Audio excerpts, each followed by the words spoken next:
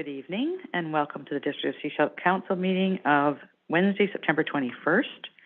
It is 7:01 p.m. We have an amended agenda in front of us. Before we adopt the agenda, I'd like to acknowledge that we're on the unceded traditional territory of the Sechelt Nation. Are there any declarations of conflict for this evening's agenda?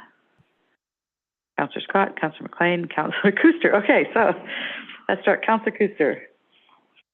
I'm going to leave for 8.3 and 8.4 TELUS.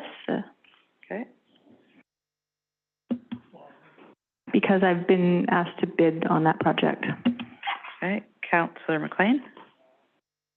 Yeah, I'm going to declare conflict for 10.4 Harbour Air. My partner served as a consultant on that project. Okay.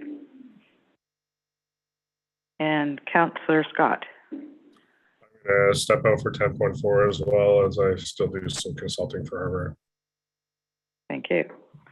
Any others?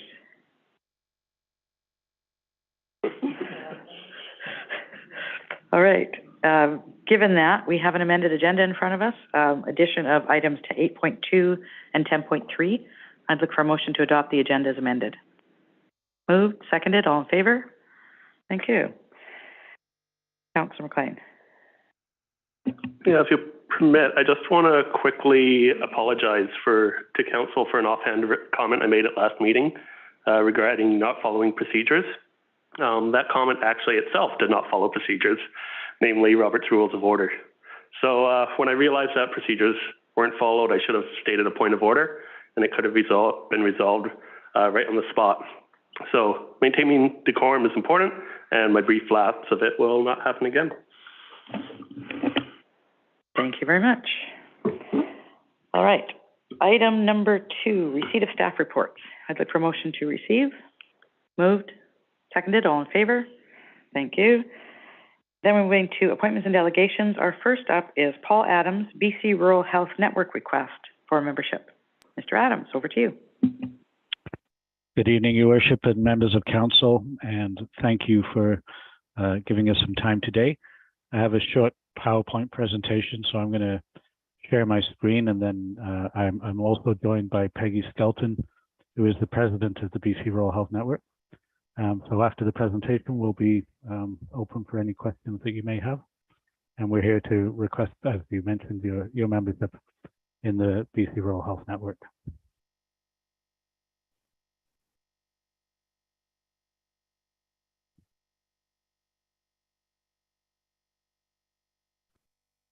So everybody should have a picture of my feisty granddaughter on the screen who is carrying her sister's bag. And we do. If that's the case, I shall proceed. Thank you, Your Worship, and honourable members of council for the opportunity to meet with you today.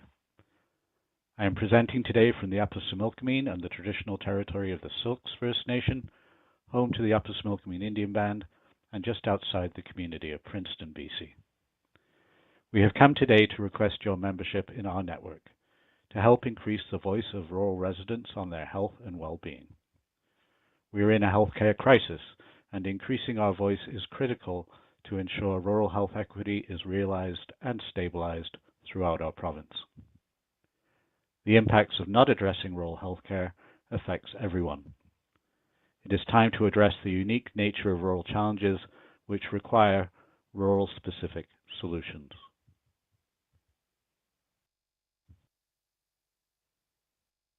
We are a collective of individuals, rural health advocacy groups, rural volunteers, rural healthcare providers, rural research groups, and nonprofits who provide rural programming and support. The group originally formed as a collective of local advocacy groups who championed rural health during the centralization of services. We have grown, and we are growing rapidly. Our purpose is to share successful strategies in an effort to address rural healthcare concerns. We advocate for policy changes that provide all rural residents with attachment to a healthcare practitioner. We identify areas of research aimed at improving access to healthcare in rural communities and provide fertile ground for research to take place. We inform the Ministry of Health in regards to rural healthcare concerns and recommend solutions to the improvement of services to rural BC residents. We work in partnership with other provincial organizations to influence policy change that improve access to healthcare services. We recognize the healthcare concerns of Indigenous communities and include their issues and concerns as part of our work. And we improve access to mental health services and addiction support services. We promote patient-centered community-based primary healthcare reform.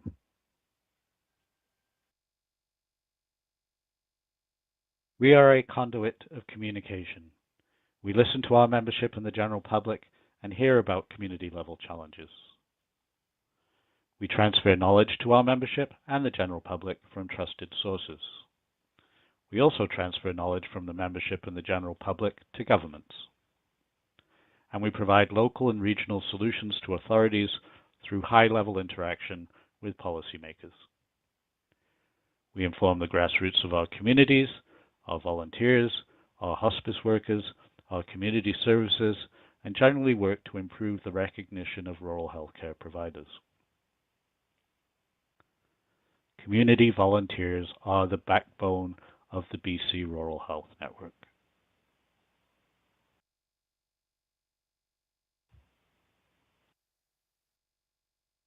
We advocate for equity in health outcomes for all British Columbians, for the ability to live in place in rural BC, for a robust public healthcare system, for science-based management and solutions, and for community-centric care and community-based health management teams. We are apolitical, we are solutions-based, and we are a registered charity. We are here today to ask for you to join us. Your community voice is needed and wanted by our network. As the saying goes, once you've visited one rural community in BC, you have visited one rural community in BC. Each community in rural BC is unique and has its own unique problems and solutions. We cannot champion each individual problem faced, but we can find common areas that will improve health and wellness for many rural communities. Rural residents are resourceful and resilient, and we have solutions to offer. With a louder voice, we will ensure we are not just listened to, but heard.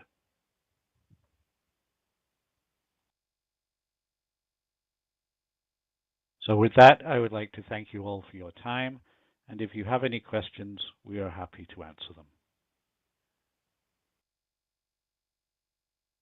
Thank you.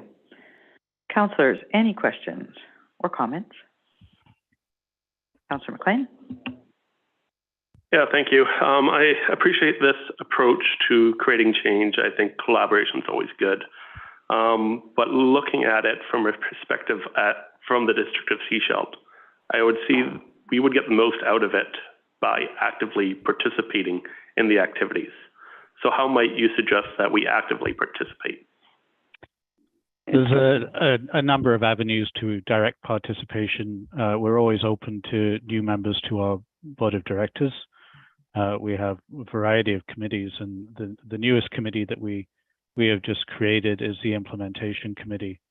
And we're not looking at a table to have a discussion.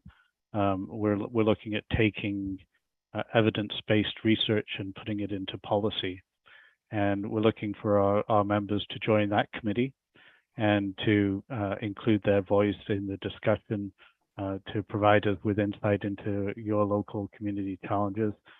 We deal with it, we have membership throughout BC. We have members on the Sunshine Coast. We are throughout Vancouver Island. We have municipal members throughout the interior. We just started this new municipal membership drive after the COVID experience that we've been through. So we have been a little behind in creating new municipal members. But this recent outreach we've delivered, I think this is our 5th council meeting, and out of those, I'm fairly confident that all that we have approached so far are wanting to join and increase the voice of the rural resident through the BC Rural Health Network. Thank you. Any other questions or comments? I mean, I heard the list that you put up here. I mean, I read the list and you talked to the list, but that's what we do as well.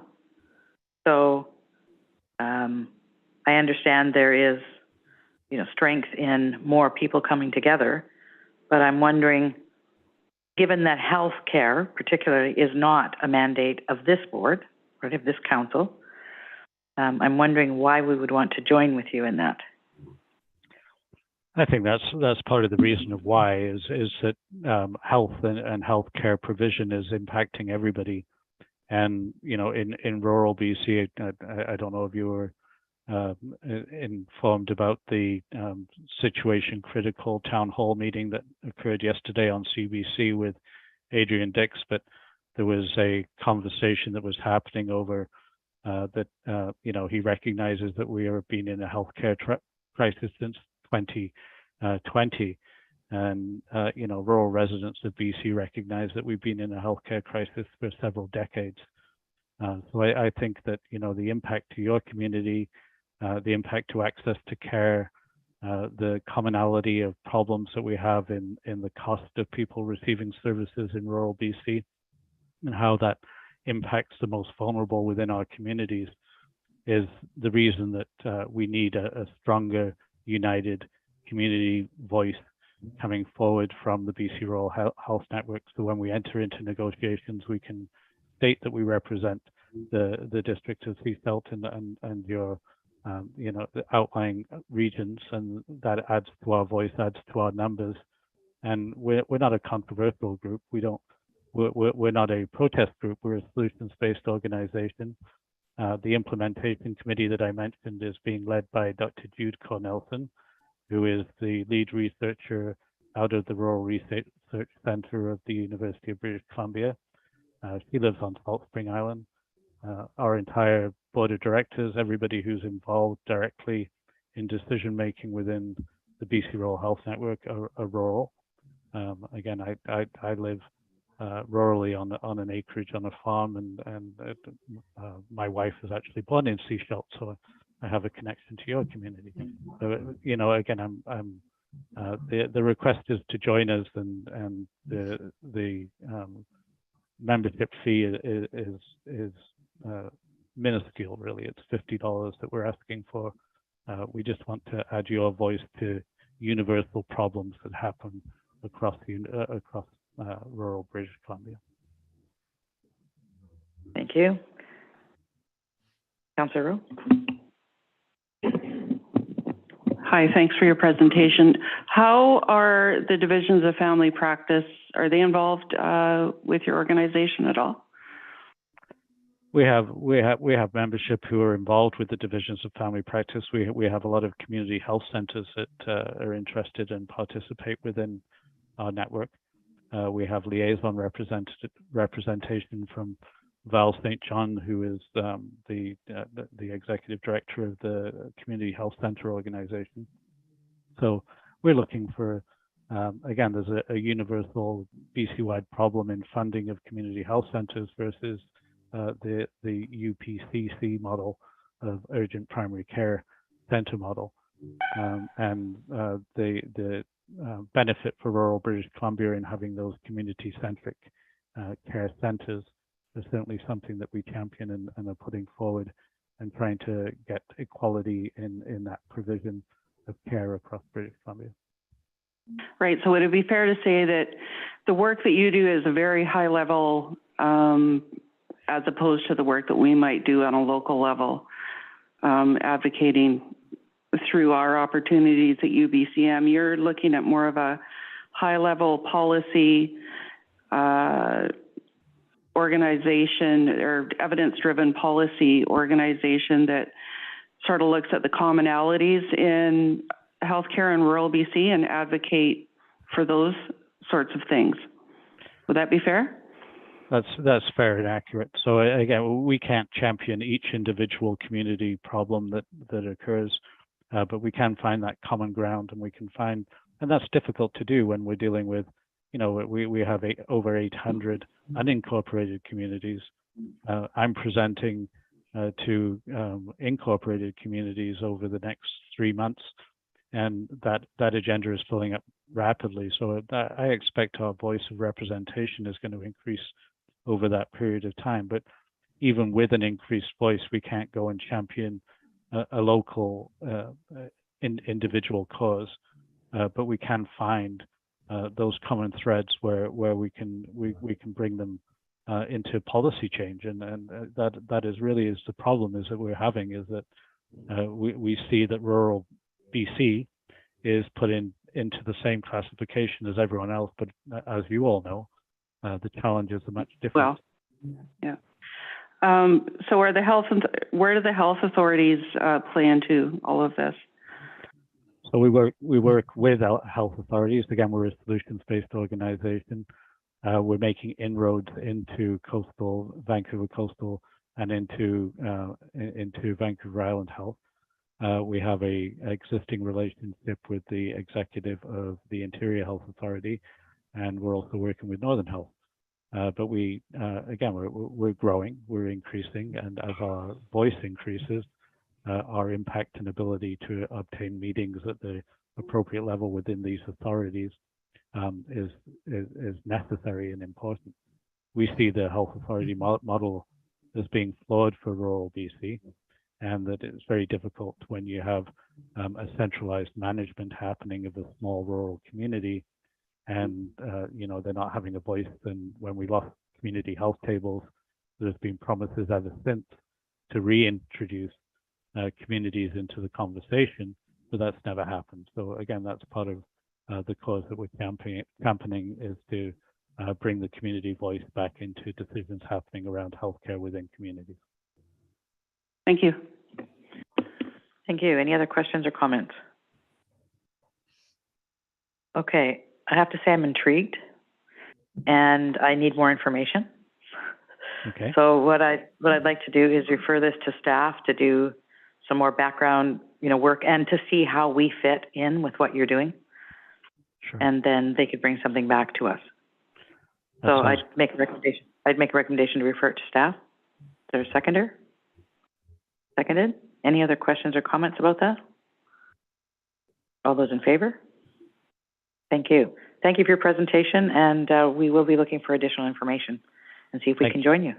Thank you. And it's bcruralhealth.org. If you want to look at our website, we've developed a lot of resources for rural residents there as well. Thank you very much. Thank you very much. Moving on to item 4.1.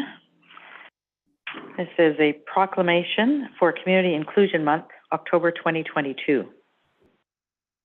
Whereas every October, British Columbians across the province recognize and celebrate the contributions and potential of people with developmental disabilities during Community Inclusion Month, and whereas Canada ratified the United Nations Historic Convention on the Rights of Persons with Disabilities in 2010, and whereas the inclusion of individuals with developmental disabilities in all aspects of community enables all people to contribute their gifts, talents, and abilities, and to secure their rightful place at home, at school, at work, and in the community, and whereas the participation of persons with diverse abilities as valued members of the workforce benefits community as a whole and reflects the provisions of the Convention, and whereas Community Living BC, a provincial Crown corporation, will be celebrating Community Inclusion Month to raise public awareness about inclusion and support people with diverse abilities to participate fully in their communities.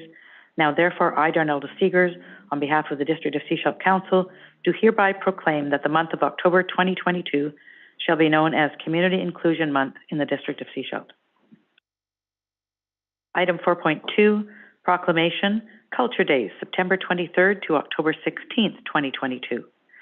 Whereas the District of Sechelt believes that arts and cultural participation and community-based cultural celebrations make vital contributions to the development and well-being of the citizens of Sechelt, and whereas the District of Sechelt has already shown its intention to implement projects that affirm both its inclusive cultural identity and the active participation of its citizens in the cultural life of the municipality, and whereas as an annual national initiative, Culture Days exist to stimulate understanding, appreciation, and exploration of arts, culture, and heritage, so that every individual in the country has a deeper connection with themselves, their community, and Canada, and whereas Culture Days is a national initiative, and the District of Sechelt has been an active and long-standing participant, Now therefore, I, Darnell de Seegers, on behalf of the District of Sechelt Council, do hereby proclaim that September 23rd to October 16th, 2022 shall be known as Culture Days in the District of Sechelt. Thank you for those. Moving on to item 5.1, this is adoption of the minutes of the 7 p.m. regular council meeting of September 7th. I look for a motion to adopt. Moved. Seconded. Any errors or omissions? Seeing none, I'd look for, we can vote on that. All approved? Thank you. Sorry, words are escaping me. Stumble over my words. Okay. Item 7.1, business arising from the minutes. Anything that anybody wants to address from that? Not seeing anything. Item 7.1, Advisory Planning Commission minutes of September 6, 2022 for receipt. I'd look for someone to move receipt. Moved, seconded. All in favor? Thank you. Question? Go ahead. Yeah, just on the APC agenda, I noted that they had a discussion only related to density, land use, and community amenities.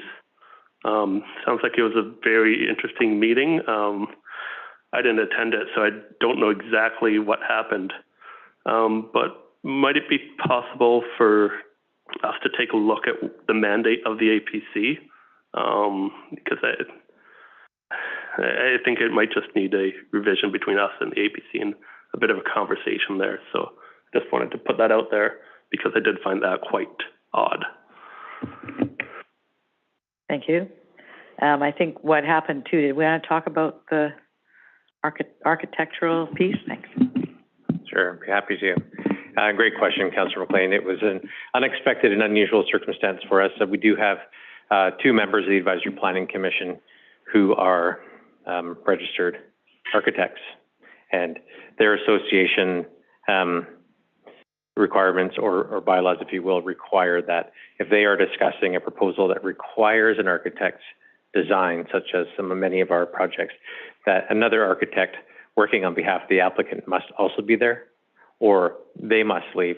And there was unintentional miscommunication where we believed their applicant's architect was coming, and so Randy Neal, as the chair, had prepped his thoughts and his comments and was surprised to find out there was not an architect in the room, which meant that he had to leave, and he was a little upset about that. But we'll work our way through and be abundantly clear with applicants. He showed us the circular from the Architectural Institute of British Columbia. So it's incumbent upon us as staff to recognize we have 2 architects on APC and to clarify the applicant's requirements in that behalf as well, or to give the 2 members a heads up in advance so they're prepared to not partake. So, and I will say, in an effort to salvage the meeting and attempt to not have it canceled on the spot, we tried to separate. At this point, for the Shoal Way project, that permission to proceed, we're talking about land use and density and housing form of that location, perhaps a nod to the future of the development permit and design, but we're nowhere near that yet. We're at the point of, should this happen in this location? So I was hopeful we could have some discussion without the 1 architect at the meeting in the room, which we did, but it was not as full as we might have liked. I think that's an unusual circumstance that we haven't come across, which I think that's why the notes reflect, like the minutes reflect that. Yeah. And you picked up on that. That's good. Yes. All right, moving on to item 8.1, zoning bylaw 580, 2022. And I would turn this over to our Director of Planning.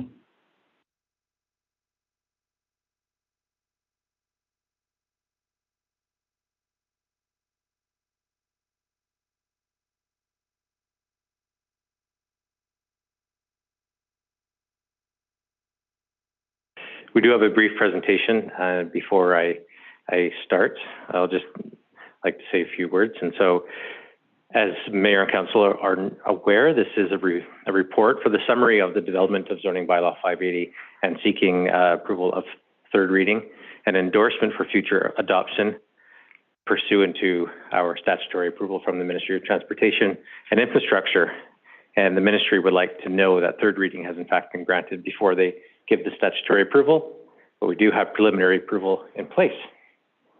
And so the summary, the report, the staff report in front of you, and a little bit of our presentation walks through the project plan as a whole. the process summary, and summarizes the recent public hearing. And so the project plan, whether we consider it starting in 2019, when we collectively commenced, or many years earlier with different folks, the project's been underway for some time. And so we were very pleased to be here. And pardon me, I would like to say that I'm pleased to present this on behalf of the entire project team. These two fellows over here put in an incredible amount of work, pardon me, as well as Ian, who's not in the room this evening, but it's been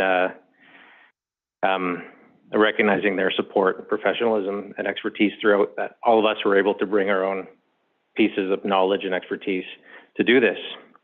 Because it's been a huge challenge.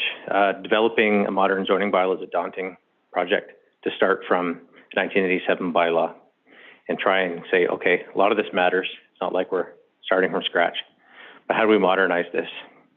When you look at Sechelt and the modernization and the growth and the densification and urbanization that's happened in this town, not just in your 4 years, but in the 35 years since bylaw 25 was adopted.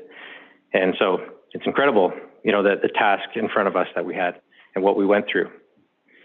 But a key part, I think, was coming back to late 2019.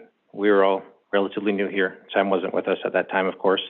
But presenting to council and agreeing on a project plan, having that appropriate level of agreement, oversight as to what it is we're trying to do. We have an OCP. It's still good. Sure, it's not brand new. Sure, there are pieces that were dated the minute it was published. When you look at population data and economic summaries, a lot of stuff that can be in an appendix or be updated. But if you dig into the details, the conservation design, the land use designations, the neighborhood policies, and so forth, a lot of that's still relevant. And that plan was from 2011 when it was adopted, 2010 when it received first reading. And a lot of it had very fresh content from the 2007 vision plan. And when we were aligning the vision plan and the OCP, we found all these diagrams that really reflected the zones that we're creating, be it the low density R1 zone or the higher density R3 zone. And so really the OCP became the guiding document for us. And there's a lot of things you can put into a zoning bylaw. We could have tried to solve every single problem that we've encountered. We could have tried to solve problems we have not yet encountered. But we tried to limit it. We tried to create a project scope, and we stuck to it. And so I think that has allowed us to get here. So by doing that, we've taken the right steps to identify densities in the appropriate and suitable locations. The official community plan calls West Sechelt the primary growth area. But I think in council's tenure, we've seen downtown, it's in fact been the primary growth area. And that's a good thing. But West Sechelt also has a different level of servicing and a different level of transit and the availability for infill and density than Davis Bay or Sandy Hook or Tewanek might have. And so making those appropriate recommendations for how to create zones and move forward. We've also been able to identify our key tourist commercial areas, our agricultural lands, creating an agricultural zone, and supporting forestry in our forest lands and creating the RE2 zone and as well as the ag zone, and supporting the appropriate uses in the appropriate locations best we can. And of course, we've all been working together to create the supplemental regulations for the short-term rental bylaw, many of which are located within the business license bylaw, the supplemental operator's manual guide. However, there are some basic zoning decisions to be made regarding that, and it ties those two together. And throughout this, we date back to 2020 when we had 5 surveys. We had the Zoom meeting with 100 people approximately. We've received the volume of correspondence, lots of emails, letters. We've read letters to the editor and so forth. We've done our best. And between first reading in May and second reading in July, we improved the readability of the bylaw. And a lot of that was based on comment. People saying, I'm reading this, I'm not sure I understand it. We really tried better to put it together. Zoning bylaws are tough to read, but they're also objective and they're meant to be black and white, not as subjective as recommendations and visions within an OCP. So recognizing the similarities and differences, key part of our challenge. So a lot of those key changes were made second reading in July. Now, and then the main piece of tonight's report is a summary of the public hearing, which was held recently on September 8th. So there's the summary report. We commonly refer to them as minutes. However, decisions aren't made, motions aren't carried. So technically it's a report of the public hearing. So the report of the public hearing is attached here, correspondence attached. During the public hearing, in addition to the minutes of the report, staff were taking all kinds of notes. We were coming up with solutions. What can we do? We heard a lot. We agreed with a lot of it. And we did not agree with everything, and that's fine. But we heard a lot. But what can we do? How can we improve this at this juncture? And so the Local Government Act has outlines what you can do next. But it really seems to provide some opportunity for change, but not open-ended. It says you cannot change land use, and you cannot increase density, and you can only decrease density with owner's approval. But we haven't ventured into that level of specificity, so we've just basically tried to say land use and density changes are off the table if we're wanting to recommend third reading. But we are able to make regulatory changes such as height, setbacks, those things that relate to approved uses are in scope, but that said, we have to be careful, manage what it is we're changing, for record-keeping purposes, for decision-making purpose, transparency, and so forth. And so our brief presentation here will walk you through some of those changes. Of course, the staff report provides a little more detail.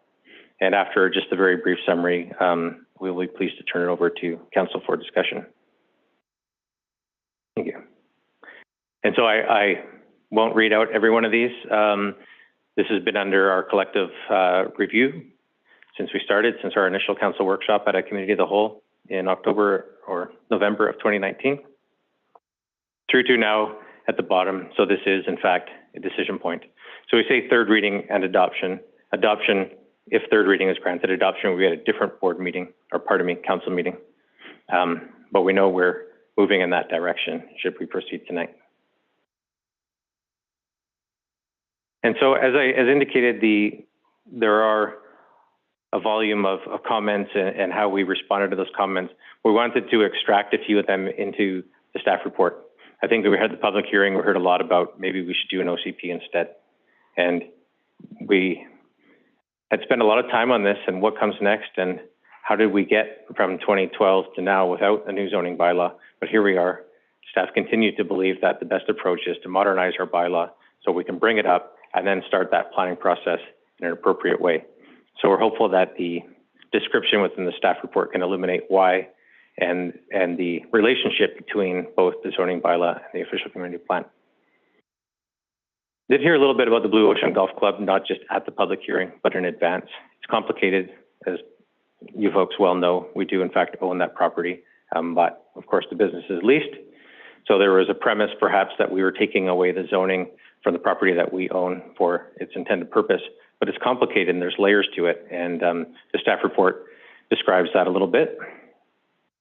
Home office versus home business came up and it did illuminate what are we trying to do here.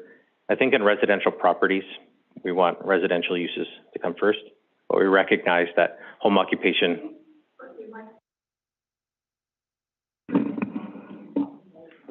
Sure, no problem. Now I feel like I'm too close. We recognize, of course, in the modern environment, with people working remotely, we don't expect nor have asked for business licenses for that. Home offices are, in fact, a little bit different than home business. Home business is where somebody might be making something, adding product, having customers, and so forth. So we're hopeful that we can provide a little bit of distinction in our recommended updates. As well as aquifer environmental protection, there's a number of ways to protect the environment. We do believe our development permit areas contained within the official community plan supplement the zoning bylaw quite well. We do believe that in many of our areas, the density or the land use allowance in sensitive areas is low. We're not seeking high density infill development in floodplains and so forth.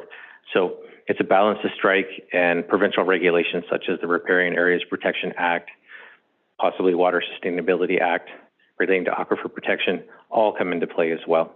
There's a number. The zoning bylaw is a key document. However, it is not the one and only document for environmental protection.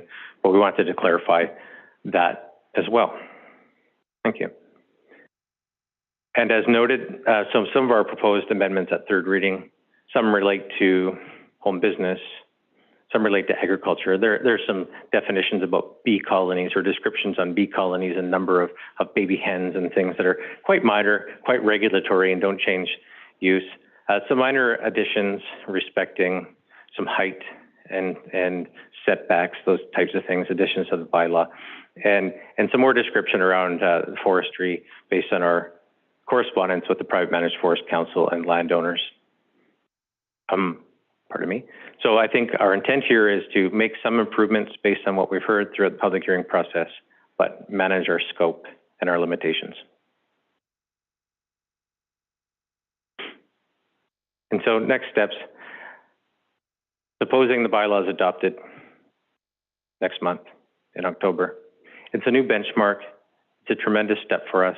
It's a new goal, but it doesn't stop. I think we probably in very short order will want to monitor what is and is not working, likely report back to the new council in near term and say, here's a couple items that we think already we can see area for improvement.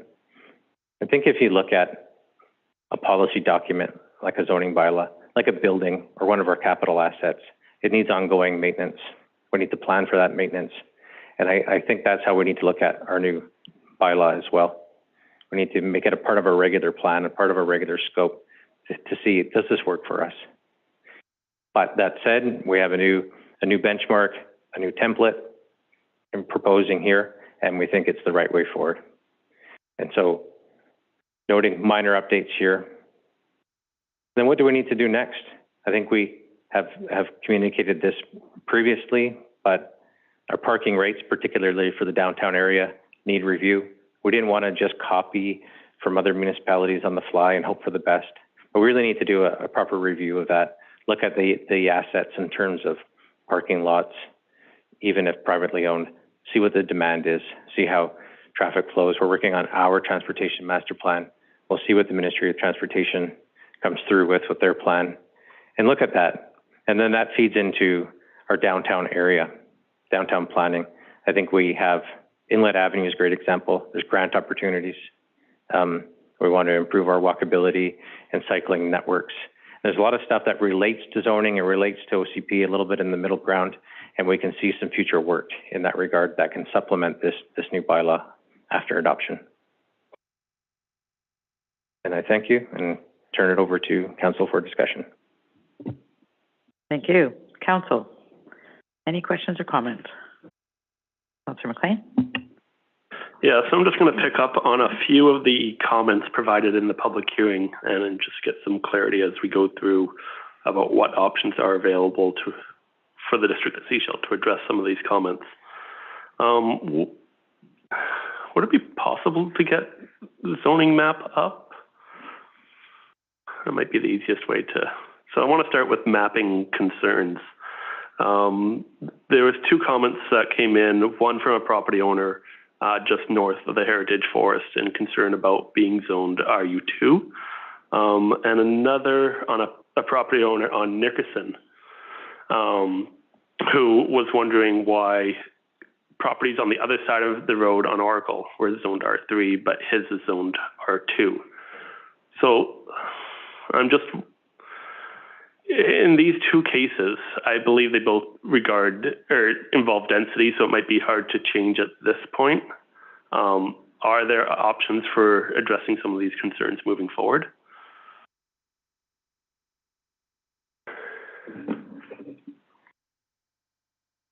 Yes, thank you. Indeed, there are options. So if we want to look at specific properties and have a discussion based on those properties and what the appropriate allowances are, council can direct staff to do a housekeeping bylaw to look at that and say, hey, was that intentional? Could this be improved? And then the referral process, the engagement process, the decision-making process directs specifically to those properties. Mm-hmm. And that is something we can do, yes. Okay, so just for clarity, now that we have the map up, if we just zoom in a little bit to West Sechelt there, we can see just how there's a split in some of the zoning in the Tyler Heights type neighborhoods. Some is zoned R2, some is zoned R3. So determining there we go, there's a beautiful picture. So we see that one side of the street is R2, one side of the street is R3. So what informed that line specifically, and why not one street down, one street up? Why these properties going R3 and the other ones going R2?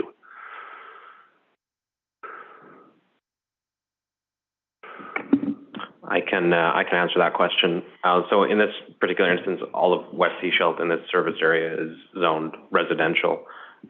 Most of the properties that are zoned R3 correspond to the small lot residential use. So those are generally lots below the 500 square meter mark. They were smaller strata lots when they were created. So that zone was more appropriate for those existing lots. The other lots are all larger. So the R2 zone is more appropriate for those. Okay, so what the question presented from one of the people at the public hearing was looking at some of the larger lots down below and what their subdivision potential is. They would have to go through a rezoning to achieve that, and some of these other ones that maybe R3 went through one previously to get these smaller lots, likely?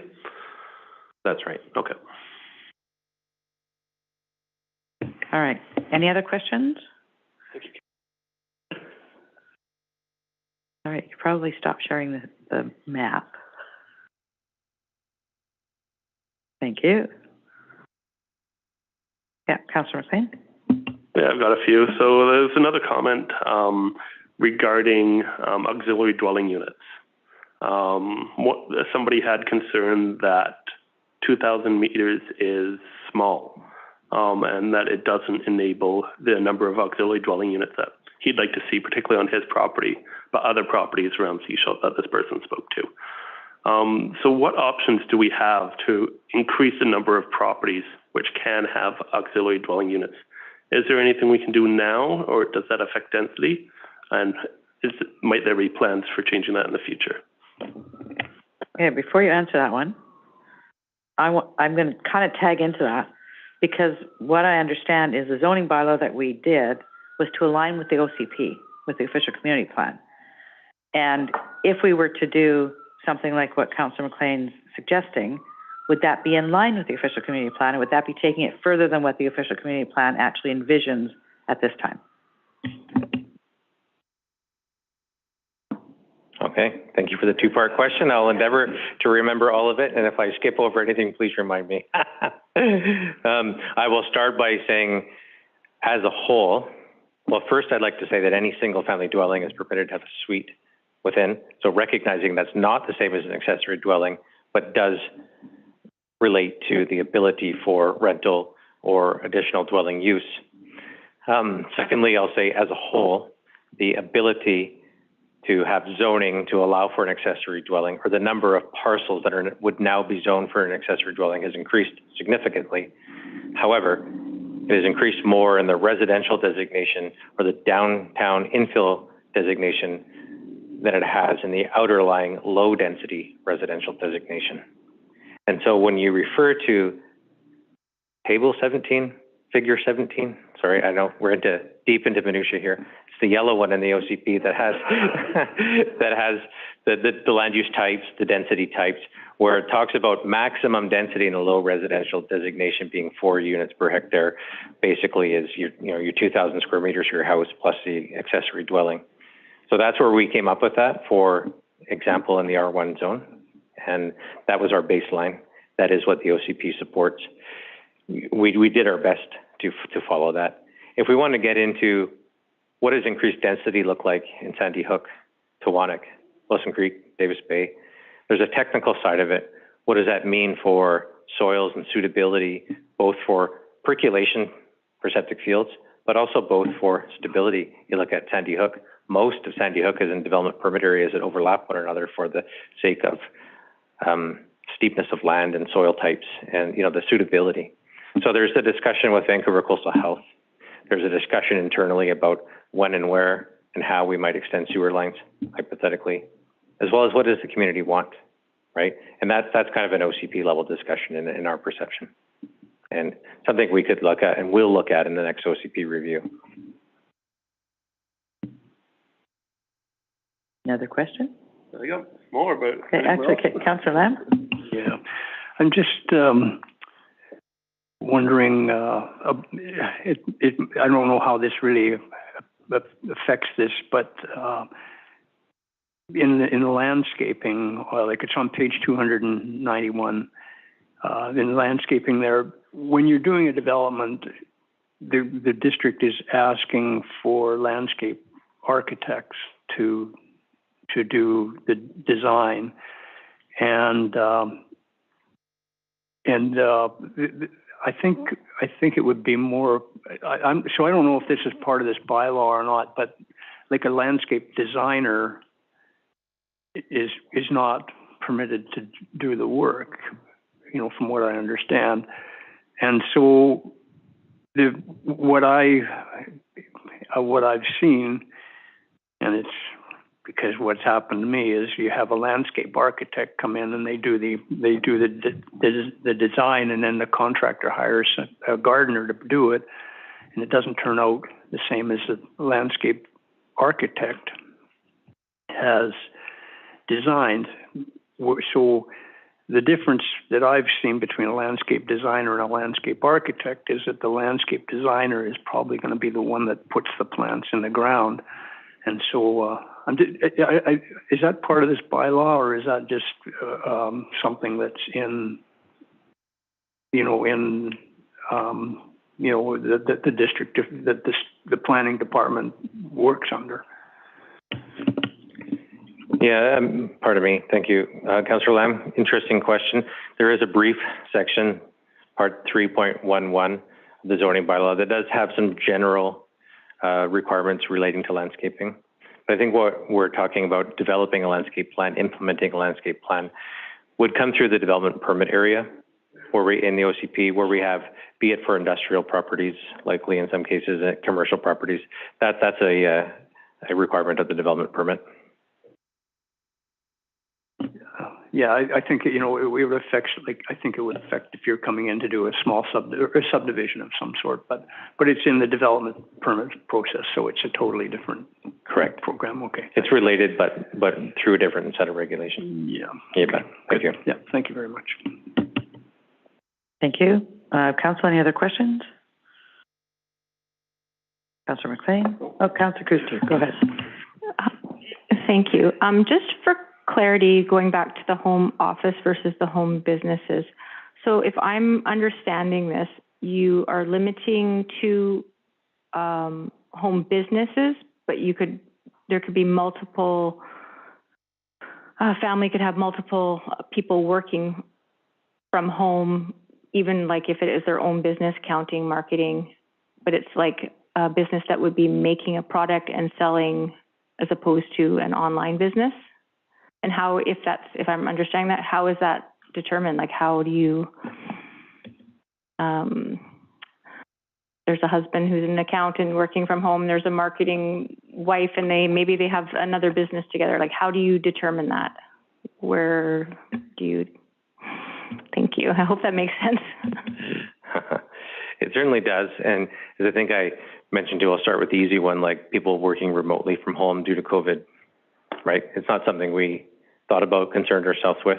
There may likely be people who have home office and perhaps they work for a company in Vancouver for that matter.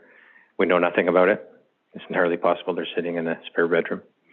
And when we come to know about it and require business licenses, in particular to confirm zoning compliance, is if, let's say somebody's making furniture or they're cutting hair and there's traffic and there's people coming and going, and that's the primary interest. I think the primary interest really is, to preserve the residential character of neighborhoods, and that's what residents do expect, is that if there is a business going on, that the expectation is residential comes first in an R1 zone or R2 zone for that matter. And that's the primary goal. And so I think our initial offering was perhaps unintentionally overly restrictive, and we're trying to recognize that difference here.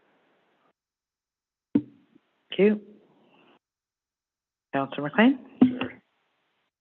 Let's talk building heights. There's a few different comments on building heights and a few changes made as a result of some of those comments. One that I found interesting is regarding the RM1 zone and apartment heights. I think we saw one that they're too high, one that they're too low. So I'm going to show my bias and talk about the one that says it's too low. In my opinion, there are a lot of conditions placed on the RM1 zone. There's needs for spaces, there's some large setbacks, there's a lot of constraints when developing this key form of housing for Sechelt. So thinking about how this zone could really be how we develop a lot of the density in Sechelt, I want to make sure that it is adequate to meet the needs of actually building character. So one thing that concerns me is thinking about parking. If you put parking lot on the bottom floor, how much space do you have to work with?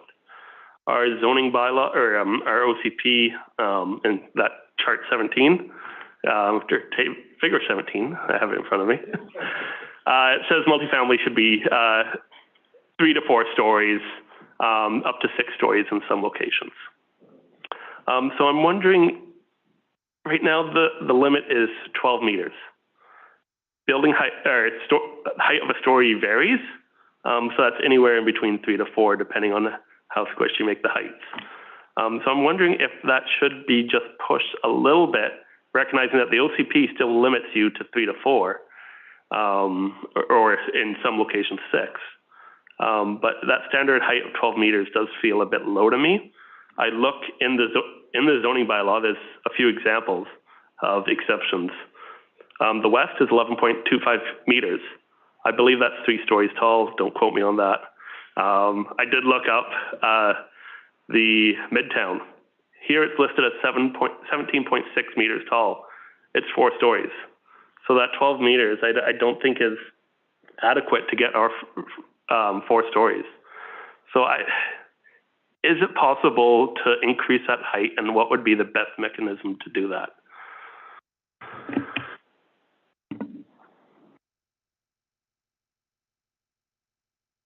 It is indeed possible. It's a regulation. I see Mr. Hall has also joined and is willing to offer insight on this. And if we went ahead with 12 meters, there's always the possibility of development variance permit that accompanies the development permit. And I will pass over to Mr. Hall as well, who is willing or wishing to speak. Sure, thank you. I think through the chair, this is one of those issues, again, where we're kind of grappling with the OCP and some of the guidance that it talks about providing some limitations, and where it's using language, stories versus meters, and sometimes it provides one and not the other. And you can get into that difference of, I mean, typically a story is 3 meters, but sometimes it's more. So, I mean, that would be the typical conversion that we would use, but sometimes you can have a different conversion. I think too, part of what we're looking at, the intent of the OCP is providing some limitations on height that, looking at current development, obviously we can see across the district, we're generally fairly low in height, although there's some developments that have gone over what the OCP kind of sets as a default. And we've seen some of the newer developments get into the 5 and 6 story range. And I think that's where the OCP also speaks to this, those sort of special circumstances where, okay, yes, 3 to 4 stories by default in these locations, but council can consider higher in other cases. And that's where we're kind of getting to that 5 and 6 story range. And I think where staff are kind of looking at comfortable in terms of that, okay, 3 to 4 stories, that's, 4 stories around 12 meters. And, the OCP would potentially support somebody trying to do a variance application where you're looking at a couple meters beyond that. Establishing a higher height sort of across the board is one of those things where we kind of look at, maybe that's kind of pushing the boundaries a little bit of the OCP. I mean, we can get into density bonusing as another aspect of looking at a way to support considering applications for higher height or increased density through that mechanism, subject to, again, reviewing OCP policies to see whether or not it fits with that criteria, if that's more applicable than, say, a development variance permit approach.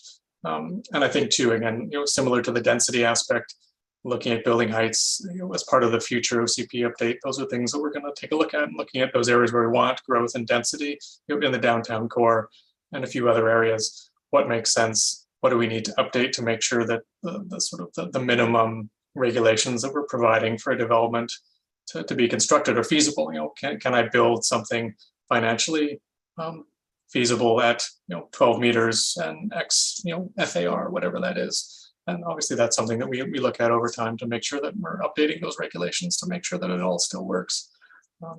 So I think there's a couple options we can deal with stuff now in the interim prior to considering sort of a more fulsome look at all these issues as part of an OCP update. But I turn it back to Director Allen for any further comment. Thank you. And I'll sum it up by saying sometimes the height increase is maybe too much for development variance permit. And that's what we did with community services, where we said doubling the height is probably more out of scope for the DVP and ask for a rezoning. Zoning bylaw 580 has that table at the end of each zone for site-specific regulations, and amending the bylaw specifically for a new development that hadn't been pondered before is another way of moving forward. So we have a variety of tools in our belt. Councillor McLean? Yeah, so if I look at the number of tools that are available, density bonusing is the number one for me. It's a tool to capture more funds for the District of Sechelt from development and help us to pay for some of those costs of development, help us grow our town and help that development fit into our community. And I noticed that is a provision in the downtown center commercial 4 zone, the C4 zone. In the C4 zone, the maximum height is listed as 12 meters. But then right after that, it says additional height may be considered on a case-by-case scenario through development variance permit or amendment to the zoning bylaw, subject to review of OCP policies respecting height and density bonusing. That seems like a great option for me for the multifamily residential zone. And my preferred approach would be to take a very similar approach. Thank you. Any others? I have more, but I think I'd like to try and make that change at this point and see if it does have support of council. I do believe that this is something very important for the future of Sechelt and something that should be put out there early on, so we can try and show that option of doing OCP compliant higher multifamily residential. So I'm going to put forward a amendment and let's see how it works. So I'm going to move that a density bonusing provision to residential multiple one zone, RM1, and I'll put it in after section 1.6.6, and that will read, additional height may be considered for apartments on a case-by-case scenario through development, variance permit, or amendment to the zoning bylaw, subject to review of OCP policies respecting height and density bonusing. All right, is there a seconder? Seconded, okay. So first of all, I'd look for clarity from staff. Is this already been anticipated in the zoning bylaw? Do we need to add it? Or is that something that's already in play for anybody who wants to come forward? Before answering that question, I'm having a minor difficulty here. What page on the agenda is this? Or the C4 zone, is that? I'm sorry. Pardon me? 236. Page 236. Okay, thanks. The screen was going gray.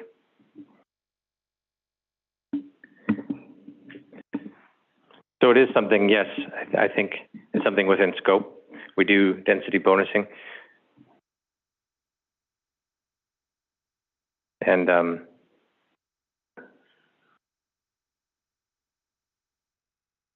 yeah, so at this point we have a notation in the zoning bylaw that says it's a possibility, but it doesn't have a specific maximum. So that's where it allows for some subjectivity moving forward, is that we didn't say you can go from 12 to 14.3 only. We allowed for some subjectivity. And as we mature and develop our policies moving forward through OCP review, downtown plan, it is something we can add more refinement to. But we are seeing an increase in demand for higher buildings all the time, absolutely. 6 stories at this point seems to be the standard. We haven't received anything formally higher than that, but people have mused about higher, and that's something at some point in the future we'll see. No, I don't want to suggest anything's imminent, but we'd be looking at a density bonus or some sort to increase that, yes. Okay, so I'd like some clarification. So you're referencing 1.14.7? That's what you're referencing, right, on page 236? Yep. And where are you looking to add that in? Into page 215 on my copy, but I have an old one. RM1 zone. Oh, right, yeah. So very similar wording, just adding in a Yeah, I guess microphones are important. Sorry to everyone online and in the gallery. Okay, so I'm looking to copy it from page 236 in the C4 zone and put it into the RM1 zone, which is on page 215 for me. I don't know what it might be for other people. Section 1.6 in the new bylaw. Yeah, 1.6. 1.6 and specifically 1.6.6, which deals with height. So it's done before in the bylaw. It's just putting it into a different zone. Correct, and thank you for illuminating that. Noting that it's in the C4 zone, then yes, it similarly would be applicable in the R1 zone, and staff will agree it has the same meaning for both zones. So what you're proposing is we take it from the one zone and add it into the zoning bylaw in the other zone? Yes, with the addition of the word apartment. Okay. All right, and staff have that recommendation? Your Worship, I did notice Councillor McLean was reading it. We're wondering, would it be possible for Councillor McLean, if this motion passes, to email it to us so we have it exactly? Or restate it now, but if all of council understands I think it. he's pretty much got it here and can send it to you. And for those at home, I'll just read it again while we copy and paste it from my email. Additional height may be considered for apartments on a case-by-case scenario through development variance permit or amendment to the zoning bylaw, subject to review of OCP policies respecting height and density bonusing. Thank you, we have it. Thank you. All right, any other questions or comments? Thank you for clarifying all of that with us. All right, there's a recommendation on the floor. All those in favor? Any opposed? All right, is that opposed, Councillor Scott, or you just? Yeah, no, okay. We just, okay, perfect. I'm not opposed. Okay, thank you. All right, any other questions or comments? All right, seeing none, let's go back to beginning of this section, page number 29. There's a recommendation on that page. The recommendation would be modified, I believe, so that council proceed with third reading as amended to zoning bylaw 580-2022. And would someone like to make that recommendation? Moved? Is there a seconder? Seconded? All in favor? Thank you.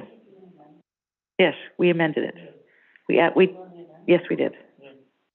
Thank you. Moving on to page 197 then, this is the actual bylaw. This is item 8.1B on page 197. So District of Sechelt bylaw number 580-2022, a bylaw to establish zoning bylaw 580-2022 for the District of Sechelt. I'd look for a third reading as amended. Moved, seconded, all in favor? Thank you. Where's my sister?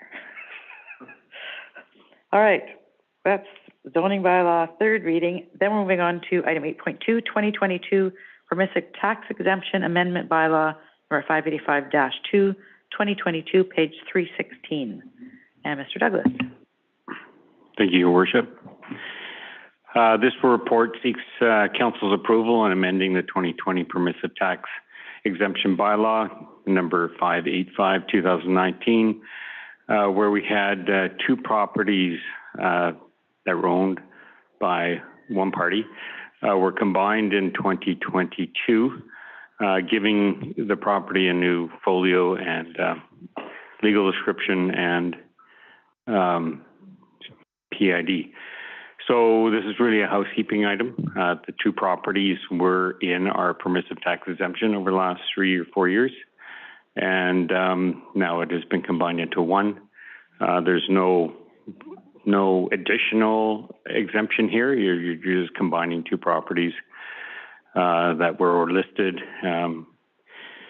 They're both owned by, well, they were both owned by the Sunshine Coast Community Social Services Society, and are still, now the one is owned by the same group. So really it's a housekeeping item for this year's permissive. Okay, couple things. One, in the recommendations, it refers to 2020. I think they both should be 2022. And then the other piece is that why is it coming forward now? Why did it come forward as an amendment or an emergency item, or, you know, to be amended in the agenda today? So being a bylaw needs two readings, needs third reading tonight and then final adoption at the next council meeting, because this bylaw has to be passed before the end of October. And there's no further meetings after the 6th of October, so it was advanced. Okay, so should it be 2020 or 2022? I believe it should be 2020. 2020? Yes. Permissive tax exemption? Oh, We're the amending. bylaw was passed then. Yeah, we yeah. passed the original bylaws back in 2019, and we did an amendment to this same schedule in 2020. So we're basically removing that schedule from 2020 and putting this schedule in its place. Thank you. Okay. Councillor McLean.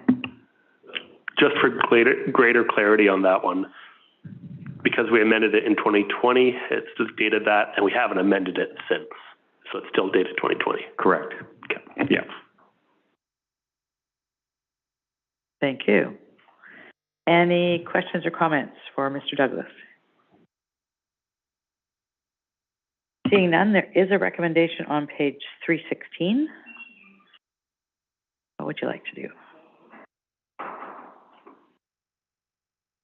Councillor Kuster. I'll move that council give first, second, and third reading to 2020 permissive tax exemption amendment bylaw number 585-2, 2022, to combine two properties owned by Sunshine Coast Community Services. Thank you. Is there a seconder for the recommendation? Seconded. All those in favor? Thank you. So moving on to the actual bylaw, this is 8.2B on page 319. District of Sechelt 2020 permissive property tax exemption amendment bylaw number 585-2, 2022, a bylaw to amend 2020 permissive tax exemption bylaw number 585, 2019, to combine two properties owned by Sunshine Coast Community Services. And I'd look for someone to move first reading. Moved and seconded. All in favor? Thank you. Then District of Sechelt 2020 permissive property tax exemption amendment bylaw number 585-2, 2022, a bylaw to amend 2020 permissive tax exemption bylaw number 585, 2019, to combine two properties owned by Sunshine Coast Community Services. And someone move second reading. Moved and seconded. All in favor? Thank you. And District of Sechelt 2020 permissive property tax exemption amendment bylaw number 585-2, 2022, a bylaw to amend 2020 permissive tax exemption bylaw number 585, 2019, to combine two properties owned by Sunshine Coast Community Services. And someone to move third reading. Moved and seconded. All in favor? Thank you. Moving on, item 8.3, and Councillor Kuster is going to recuse herself for 8.3 and 8.4.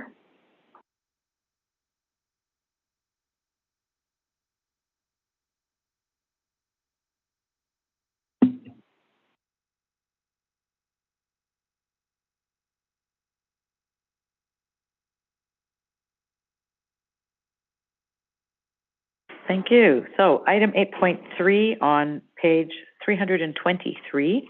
This is the housing agreement for 5528 and 5536 Inlet Avenue for TELUS Living. And over to our Senior Development Planner, Mr. Kovowicz.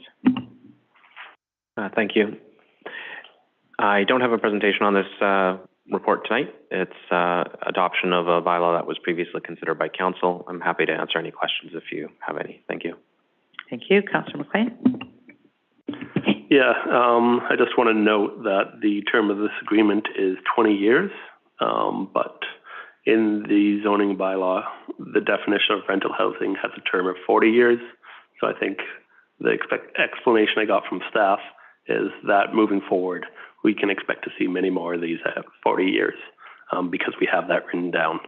And feel free to correct me if no.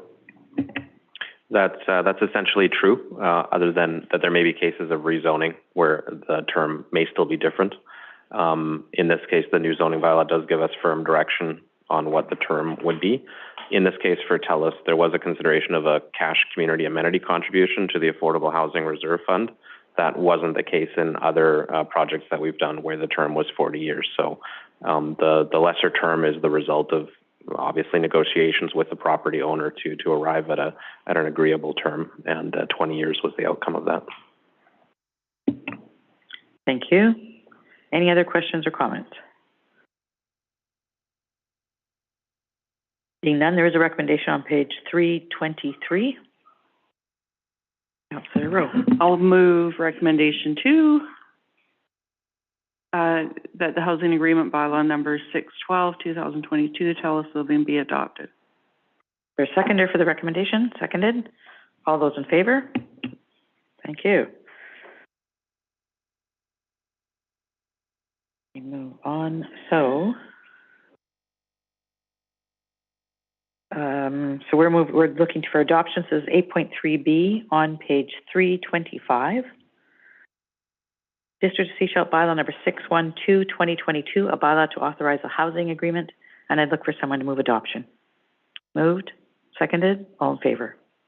Thank you.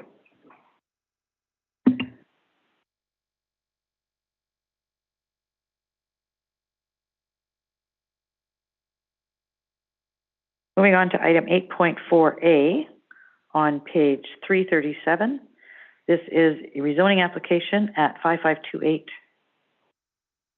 and 5536 Inlet Avenue for TELUS Living. And again, Mr. Krolowitz. Thank you. And likewise, this is the final step in the rezoning of the TELUS Living project.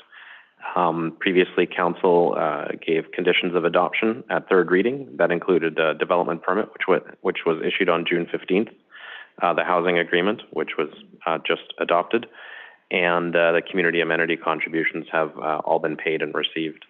Finally, transportation impact assessment made a number of recommendations for upgrades along Periwinkle and to some parking spaces that are on Dolphin, and a cash in lieu payment has been made to secure those as well.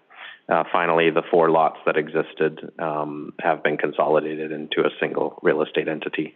So that concludes all of the conditions that were a condition of adoption, and the bylaw is ready for council consideration for adoption. Thank you. Thank you. Council, any questions, concerns? Councillor McLean. Yeah, I just note that the cash in lieu payment is $26,000. And I think later on in the council agenda, we'll see how much road paving actually costs. So how much are we actually getting with $26,000, and what is contained within that, roughly? I can expand on that. That $26,000 is only for some recommendations from the TIA, which were installation of some signage for limited parking and directional signage on Periwinkle Lane. It's not for paving. The paving will be a term in the servicing agreement related that's due prior to building permit issuance. But that's accomplished through our subdivision servicing and development bylaw. It's not necessary to have that as a condition of the zoning adoption. Perfect. Any other questions or comments? Seeing none, there is a recommendation on page 337. What would you like to do? Councillor McLean. Yeah, I'll move that official community plan amendment bylaw number 492-30-2021, TELUS Living, and zoning amendment bylaw number 25-315-2021, TELUS Living be adopted. Is there a seconder for the recommendation? Seconded. Thank you. All those in favor? Thank you. Moving on to the official community plan amendment, the bylaw, item 8.4B on page 342. So this is before us for adoption. District of Sechelt bylaw number 492-30-2021, TELUS Living, being a bylaw to amend District of Sechelt official community plan bylaw number 492-2010, and I look for someone to move adoption. Moved, seconded, all in favor. Thank you. And then we will move on to the next page, item 8.4C. This is the zoning bylaw amendment, page 343. And again, this is before us for adoption. District of Sechelt bylaw number 25-315-2021, CD 46, TELUS Living, being a bylaw to amend District of Sechelt zoning bylaw number 25-1987, and someone move adoption. Moved, seconded, all in favor. Thank you. And we can bring Councillor Kuster back.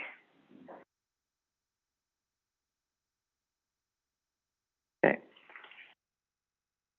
Use faster.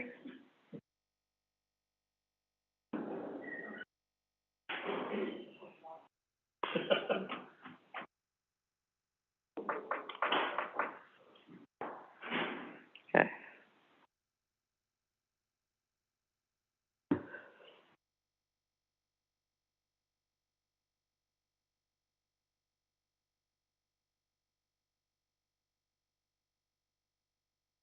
Thank you. Welcome back. Item 8.5A. This is business license amendment bylaw number 520-5, 2022, prevention of sex trafficking, and this is before us for adoption. And Ms. Paulson, are you speaking to this? I'm happy to answer any questions, but we have received this at council twice now and made some adjustments, so it's ready for your consideration. Thank you. Council, would you like to proceed? Councillor Toth. I will move that recommendation 2, that business license amendment bylaw number 520-5, 2022 be adopted. Is there a seconder for the recommendation? Seconded. Thank you. All those in favor? Thank you very much. Moving on to the actual bylaw, item 8.5B on page 349. This is District of Sechelt bylaw number 520-5, 2022, a bylaw to amend business license bylaw number 520, 2012. And it looks for someone to move adoption. Moved, seconded, all in favor. Thank you. Thank you for the work on that. Moving on to item 8.6, short-term rental bylaw amendments. And this is the adoption of the bylaw amendments to support short-term rental regulations. And this is our Director of Planning and Development, Mr. Allen.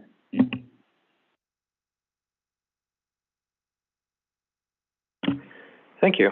And similar to what you've just heard from Deputy Corporate Officer, another bylaw that has come through the system, primary presentation was a couple of weeks ago. I do not have any further information to add, and decision now rests with council, and staff await further instruction. Thank you. Thank you. Any questions or comments from council? If not, Councillor Lamb, go ahead. Yeah, I'd just like clarity on this. So with the short-term rental, you need to have a license. Correct. Correct. And so if you're not living on the property and you're renting it out in a short-term rental, then there's only 15 licenses that are available. But if there could be another 300, if you lived on the property, there could be 200 or 300 short-term rentals, but only 15 if you're not living there. Yes, that is correct. We would look at the 15 through application for temporary use permit, and with no maximum on suites within dwellings or accessory dwellings. Thank you. Thank you. Councillor McLean. Yeah, I think this does affect a lot of people, so I do want to briefly speak to it. It is going to hurt some people, but what this bylaw does is it makes sure that houses are for housing people first. People need to live on the Sunshine Coast, and they are moving away in droves. And one of the big causes of the limited housing supply on the Sunshine Coast across rental ownership, across the entire market, is investors looking in our community to make a buck of our homes without housing our people. I was recently at the dentist, and there was something on the TV. There was a show where investors decide whether they want to buy a house or not. And I noticed a trend. Every single house that they bought on this show had short-term rental potential.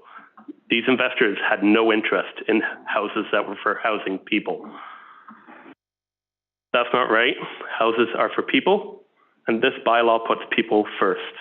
It puts the people who live on the Sunshine Coast first. It does allow some short-term rental, like Councillor Lamb just mentioned, but it is secondary.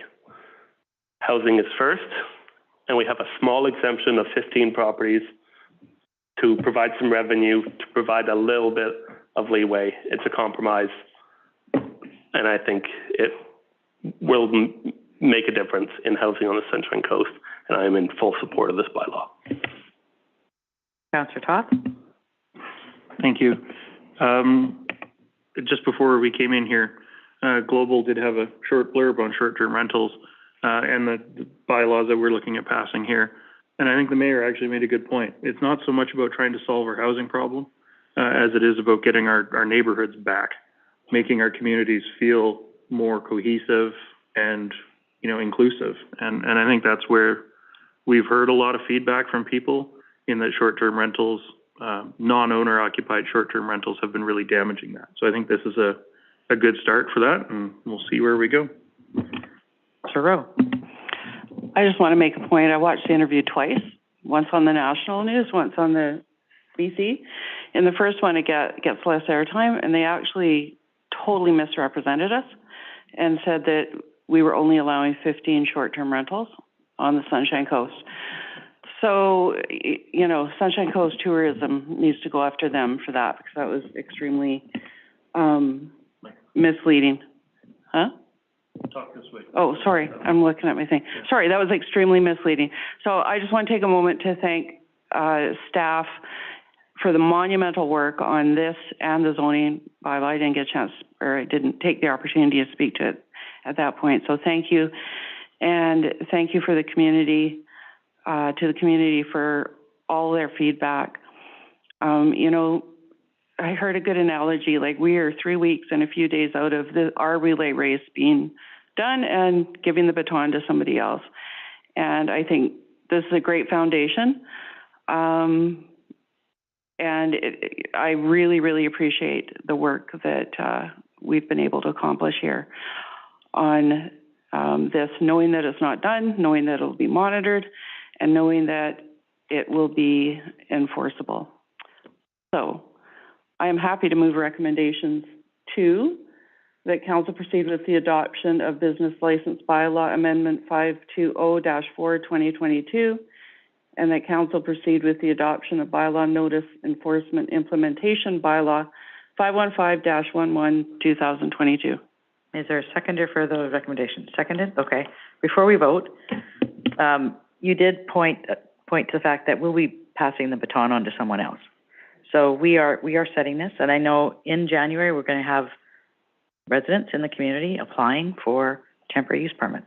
Staff will go through those, look at the conditions, parking, et cetera, all of the various things, and they may come back to council at that point with a different number. And council may at that point revisit this bylaw and change that number. At this point, we're saying 15. But, I mean, we won't necessarily be sitting in these seats. So that is a potential at that point. And I'll tell you, I have another interview tomorrow, and I will figure out some wording to make sure that they get that, they understand that it's not just 15, because everyone is doing that when I say that. Well, they understood because the second news story made the caveat there will be 15 non-owner operated, and they did make the point that others were allowed. Okay. So they know, they just misrepresented. Okay, I didn't hear the second one. Okay, thank you.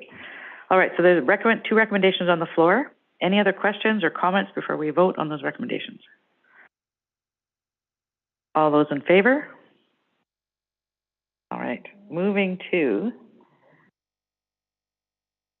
this would be 8.6B.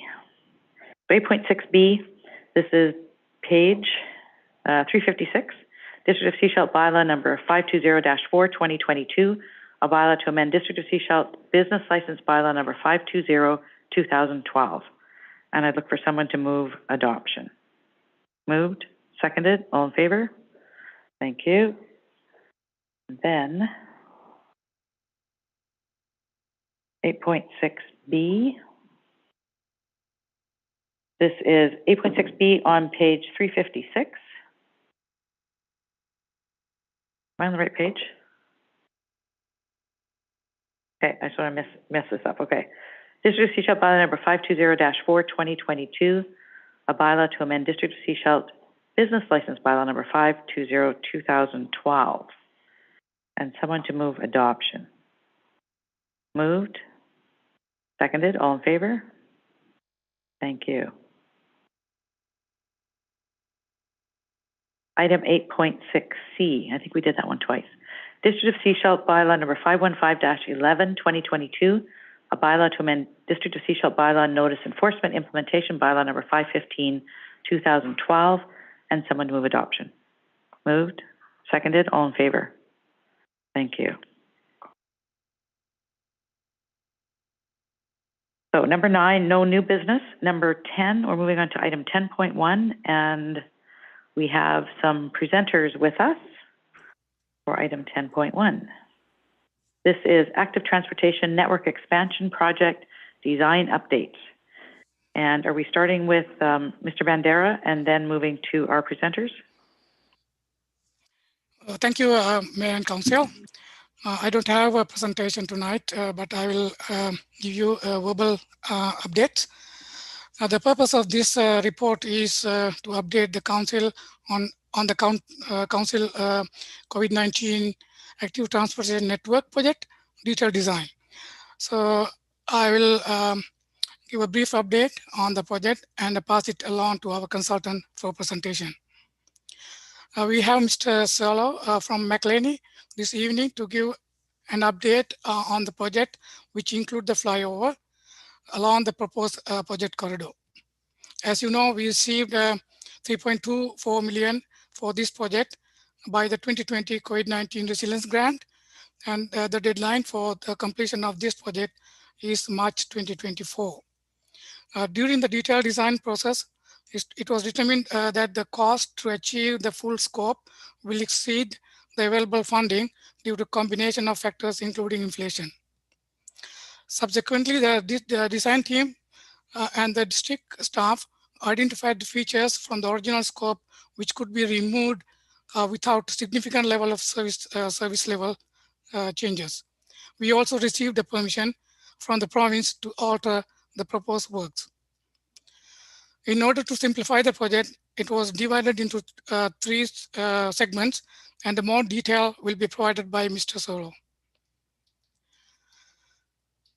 The project scheduling, the segment 1 is scheduled to start construction November 2022. Segment 2 will start in March 2023, and the final segment will start late 2023. Full project is anticipated to complete in early 2024. Now, I would like to invite Mr. Solo to give a detailed presentation on the design, including the feedback from the public during the consultation process. Thank you, Sana, and good evening, councillors and mayor. I'm going to share my screen and present a presentation, and hopefully the video that you're about to see is not too choppy, but we'll make it through it. All right. Can everyone see that? Yes, we can. Right on. All right, as Saneth noticed, I am Tyson Salo with the company McElhaney Limited. We were awarded the project to develop an active transportation expansion through various corridors, which we'll explain through this presentation, and we'll proceed. So in this presentation today, we'll talk about kind of 4 topics. We did a public engagement, and I'll go through the feedback that we received. We also spoke with a bunch of stakeholders, of which I'll overview in various slides. And then we have a project overview, which will have the video as well as various slides and 3D renderings as it shows our current design status. And then we'll go over and reiterate the project schedule, which Thaneth just presented. So moving on to public engagement feedback. So we issued memos to all residents, so roughly 110 residents along the corridor, and get their opinion of the current proposed works and introduce the active transportation network to them in general. These residents were directed to an online questionnaire where they filled out their responses. The public were presented with the following overview image, which I'll show on the next slide. And this was also posted on the Your Say Sechelt website. So this was the image presented to them along with the instructions. This was developed during our proposal submission, which basically outlines high level what we're planning on doing along the corridor, which corridors we're going to be developing and getting some detailed design, and how we're going to do that. So we've asked them a series of questions, and I'm going to go over all the questions that we asked them and the results we received. So of the 110 people, we had 41 visitors, and 37 of those contributed to the survey itself. So we'll go through this questions now. So how many people are in your household? Generally speaking, they're two-person households, with the remainders being four people and one person. So generally speaking, it's two-person households. How old are the people in your household, including yourself, the person taking the survey? So about 50% of them, or over 50% of them, are the 45 up range. And we're assuming the 25 to 44 also had children, 17 and under. So it's a decent distribution, more leaning towards the 45 and up. How often do you or someone in your household bike, walk, or roll, or use other active transportation methods? The vast majority of people said very often, which means we have a very active community. Lesser comments were somewhat often and occasionally, which is great. So it's good to see that people are using active transportation methods. How likely would you or someone in your household use proposed pathways year-round? Over 50% of the people would use the pathway year-round. This kind of helps us determine maintenance features that we'll need to include as part of the design, and also shows the temperate climate that we experience on Sechelt. What would be your main way of using the multi-use pathway? So the vast majority of people would use it walking, jogging, or cycling. The rest of the people had different modes of transportation: rollerblading, scooter, skateboarding, electric accessibility vehicles or scooters, and a small portion would not use.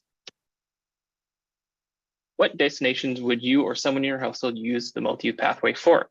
So majority of these were to access local recreational facilities, which is the goal of this active transportation expansion project. Other areas were to access other modes of transportation, such as buses. To and from school and to and from work were also included in that, and that's important to us because we're connecting various schools. And others, we asked them to specify. We'll go over what they've specified next. These generally included exercise, shopping, visiting friends, and meeting in town. So your general uses that you'd use sidewalks and pathways for.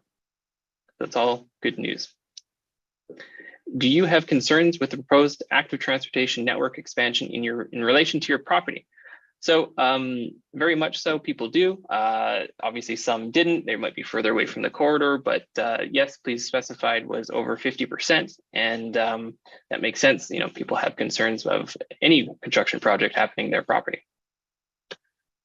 Do you have concerns with the proposed active transportation in relation to your property? These others examples included traffic disruptions, increased traffic, construction noise, vegetation removal, lots of trees along the corridor, road turning into a playground, and subsequent speed limiting, and other impacts to motorists, of which we're trying to accommodate all motorists.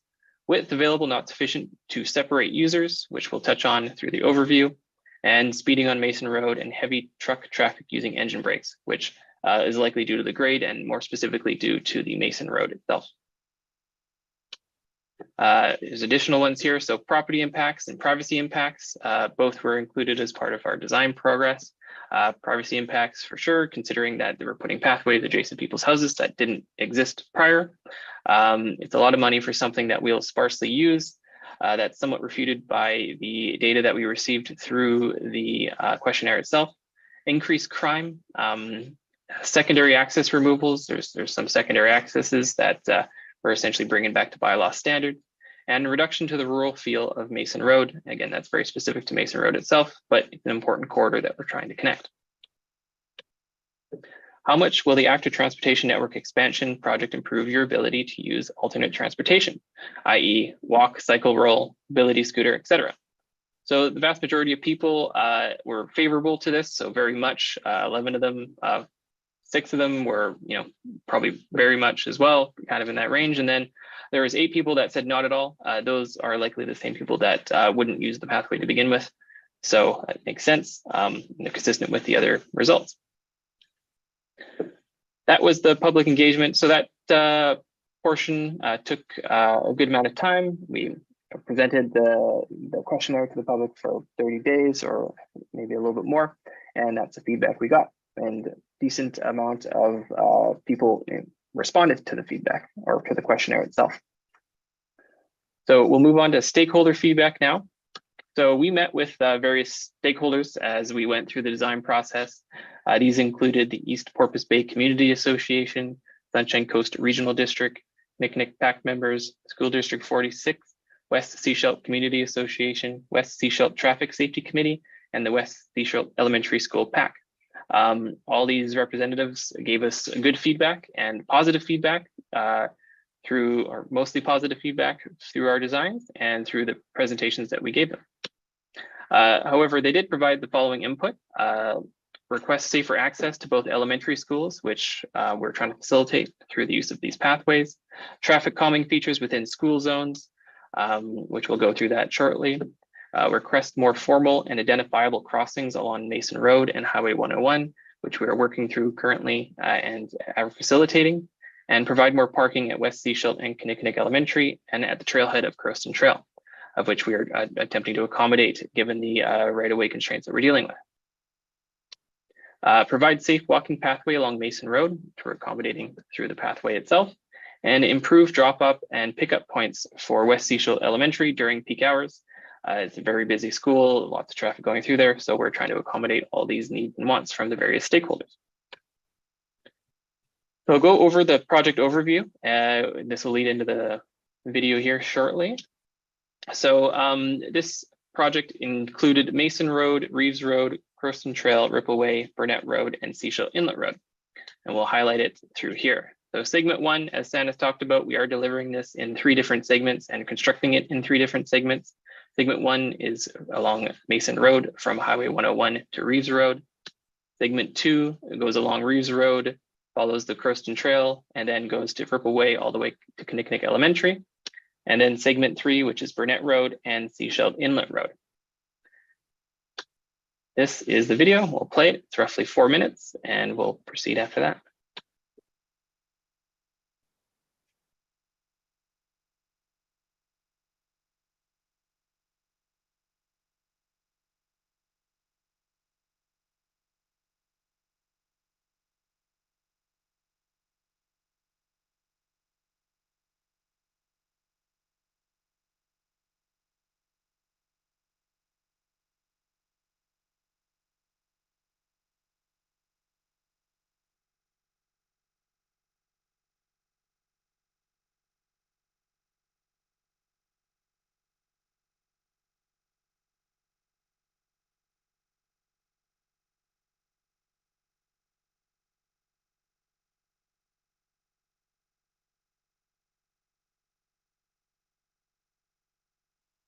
I'm guessing there's no sound here. Usually there's sound, but I don't think I connected my computer, but I might talk over it.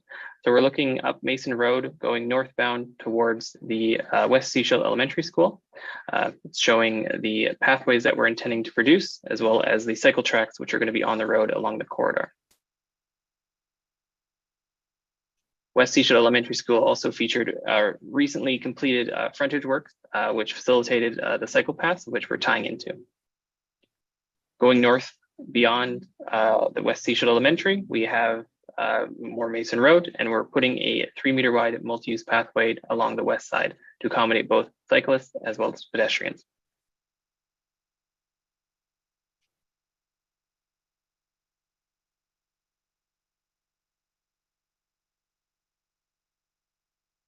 We're approaching Reeves Road. Along Reeves Road, this currently shows a multi-use pathway on the south side. Per Sanus' previous comments, we did speak with the ministry with respect to some scope changes. We're keeping the cyclists to be along the same road, so it's not going to be a multi-use pathway. It only services a few homes, so we believe the current road is sufficient for our needs. And this is a new connection, which is currently somewhat informal, that we're going to formalize, which leads you to the trailhead of Crowston Trail. We're providing more formalized parking and parking stalls. As residents have noticed that there's been lots of, I guess, informal parking that's a little messy and maybe a little confusing. This is the existing trail through Crowston Trail. We're simply rehabilitating it and giving it a clean surface and raising the elevation a bit so we don't get any ponding in the various low spots that we've seen, as well as recommending additional culverts to convey the water accordingly.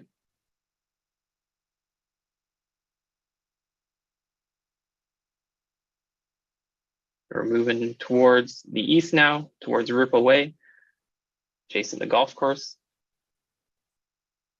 Now we're on Ripple Way itself. You come out and you're on Ripple Way, and that takes you past the fields, and then you get your designated 3-meter multi-use pathway along the north side of Ripple Way, which leads you to Kinnickinnic Elementary School.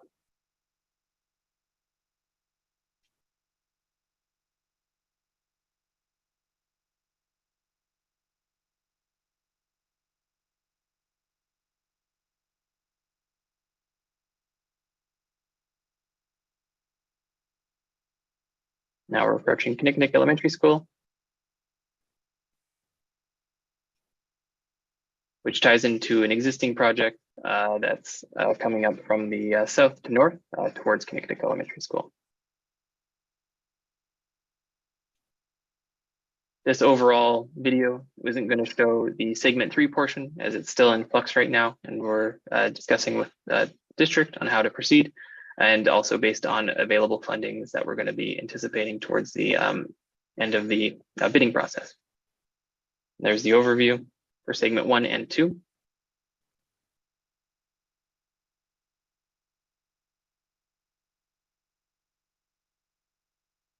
So that was an overview of the project itself. I'll provide some more finer grain detail as we go through these next slides. So the design criteria that we're trying to accommodate through the use of this active transportation network is simply to expand the current one and connect it to active transportation network projects that the district's already proceeding with, add multi-use pathways to accommodate multimodal transportation, provide safe access to West Sechelt and Kinnickinnic Elementary School. And then since it's open channels on the west side of Mason Road, so we're filling in those ditches, and so we're providing adequate drainage where the existing ditches are going to be removed. We're putting traffic calming features through the West Sechelt Elementary School drop-off zone. This is in the form of speed humps, add street lighting along Mason Road, which, to comment on the crime comment from the questionnaire, that's hopefully going to stop any issues with that. There is lease lighting already along the way. Connect recreational facilities together via the active transportation network, and that's the Crowston Trail, and then the fields to the west of Ripple Way, and address parking concerns, which we're trying to address given the constrained right-of-way condition. So design challenges, these are the general design challenges that we're kind of focusing on. This will be consistent through each of the segments I'm about to go over, and I'll highlight the specific ones that apply. But really, we're dealing with constrained right-of-way, steep gradients, private property impacts, such as driveways and retaining walls, existing drainage channels and storm outfalls, turning movements for larger vehicles, such as bus and trucks. There's a bus depot that comes south down Mason Road to Norwest Bay Road, cost implications and inflations through the COVID-19 pandemic and essentially low stock options, and interactions with existing utilities, particularly along Mason Road, and existing vegetation, trying to reduce impacts to existing trees along the corridor. The segment 1, again, goes from Highway 101 to Reeves Road. This is the first segment that we're going to be sending out to tender. This includes a sidewalk on the west side and a separate bike lane on the travelway with a buffer to separate it from the motor vehicle, and that is both for the northbound and southbound direction. And there's a boulevard separating the sidewalk from the roadway in certain condition. And then as you go past Norwest Bay Road to Reeves Road, again, like I said, that changes to a 3-meter multi-use pathway on the west side, and the existing asphalt remains, and we're simply putting in a buffer to accommodate. These are some renders that we created. This is looking south from Norvan Road. This photo illustrates the proposed sidewalk that you see on the right side of the screen, new mailbox pullouts, and 2 buffered bike lanes. And this ties into the West Sechelt Elementary works that were previously done. And then we have Mason Road looking south from Linwood Court. This illustrates the proposed sidewalk, boulevard, and the 2 buffered bike lanes with the painted bicycle crossing. This is what we're anticipating to be building, subject to minor changes as we develop the rest of the designs. So design challenges, the design challenges were primarily in this section. It contained all the ones I just spoke about here. I'm not going to repeat them. We did our best to try to retain the existing vegetation and to remove any of the existing drainage channels that may be in conflict with the future works. And we're going through the various private property impacts, such as driveways, to bring them back into the bylaw standards. The other thing is a steep gradient along Mason Road. So this is partly why we have the cyclist facility on the roadway itself, is to one, separate it from the single 3-meter wide multi-use pathway where you'd have pedestrian and cyclist interactions, and to move them away from the driveways on the west side, which are typically somewhat blind driveways coming out. So we don't want a speeding cyclist driving past and a car coming out. So we're trying to increase the safety through those measures. We'll move on to segment 2, which includes Reeves Road, Crowston Trail, and Ripple Way. This connects Mason Road to Kinnickinnic Elementary School. Like I said, we are using the existing infrastructure along Reeves Road to facilitate the walking movements as well as the cycling movements or any motorized movements. We're rehabilitating the road where we have potholing. And then that takes us to Crowston Trail, where we have the proposed parking lot, and then we're rehabilitating the multi-use pathway through Crowston Trail to make it more consistent with, and again, to alleviate any drainage concerns.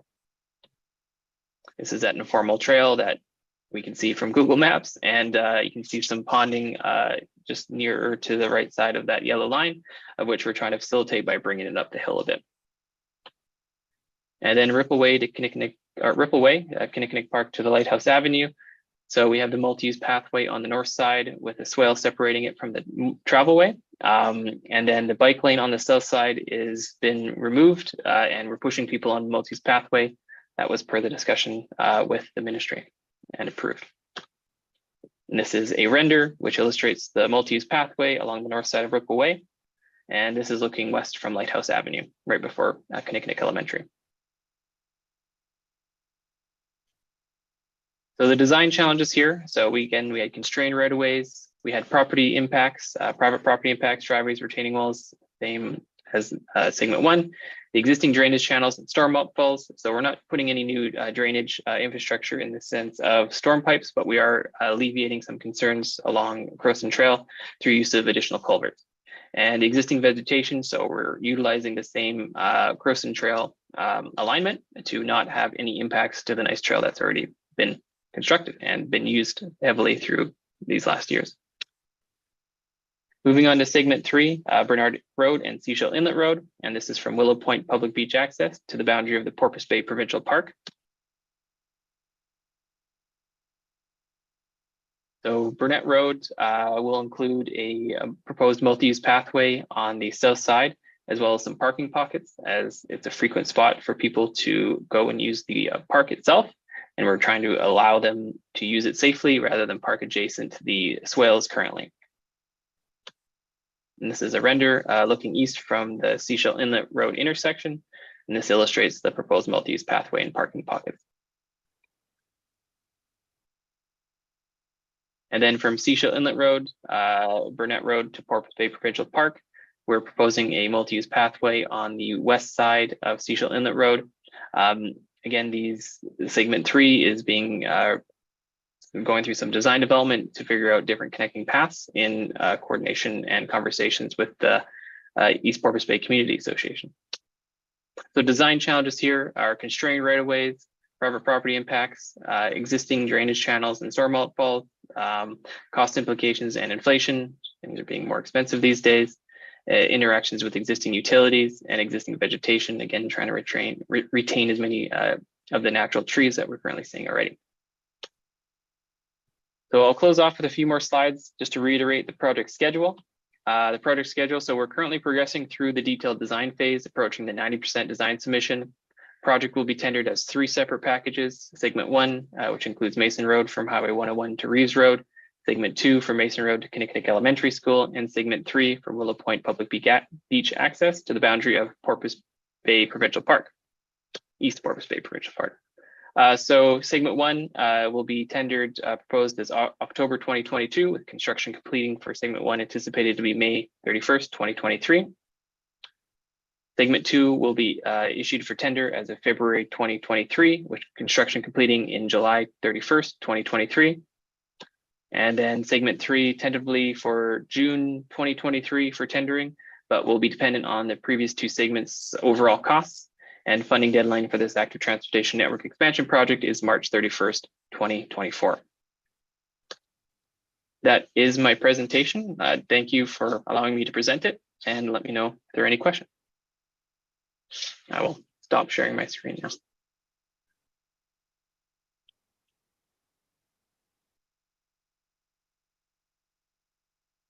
Thank you. Council, any questions? Councillor McLean. Yeah, this looks great. I appreciate the design changes and working within the budget going into this process. One thing that I didn't quite see on the presentation, and the video kind of skipped, was the area around the Kinnickinnic sports fields. So currently there's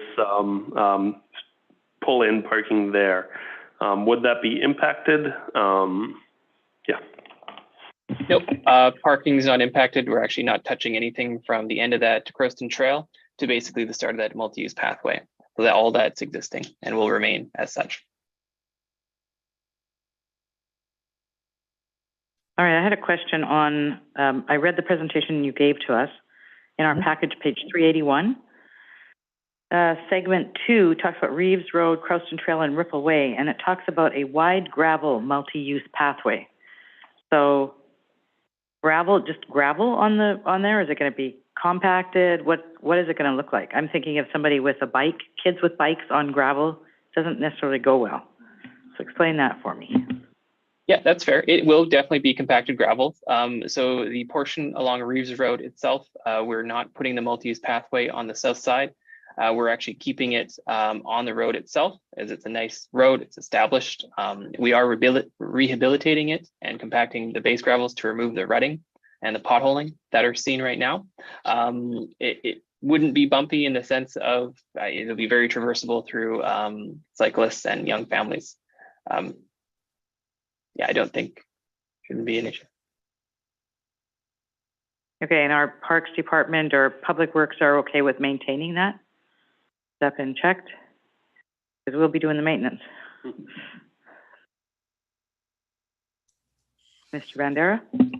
Yes, that is our intention. Currently the Reeves Road is a gravel road. Gravel means that is a road base.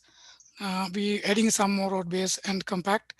I think they are using dust control and is getting a nice compacted currently, and we are going to improve a little bit more than current situation. Thank you. Any other questions? Councillor McLean. So it feels really weird to be complaining about parking, but here I am again. At Kinnickinnic Sports Field, I think of when I'm playing baseball. People are typically parking well down Ripple Way. And on a tournament, they park all the way down to Kinnickinnic and into the golf course. So what prevents people from parking in the separated bike path and in the bike lane on Ripple Way? Because there's probably well over 100 cars that are going to need to find a home on these tournament days. Before you answer, Councillor Toth wanted to throw something else in. Thank you, Councillor McLean. I was actually looking at it from the other direction, coming up from Kinnickinnic. Thankfully, my child doesn't attend there anymore, but at start and end of school, it's a zoo around there with the number of people that are dropping kids off, picking people up. If the school has assemblies going on that the public's invited to, the school itself does not have sufficient parking. And so I had some concerns around, the complete loss of parking around the school on the roadways. I think, but yeah, so beyond just the multi-use pathway, I think people are going to be parking on the swale that's in the design. I'm just wondering if the school district has participated in this design process with that in mind, because there are other options around the school, but they just need to know that that's coming. Thanks. All right, multi-part question. Over to you. Okay, thanks for all questions. Those are very valid questions. With regard to the parking in the Kinnickinnic, the field, in front of the field, I think as Tyson, you can give more information about that.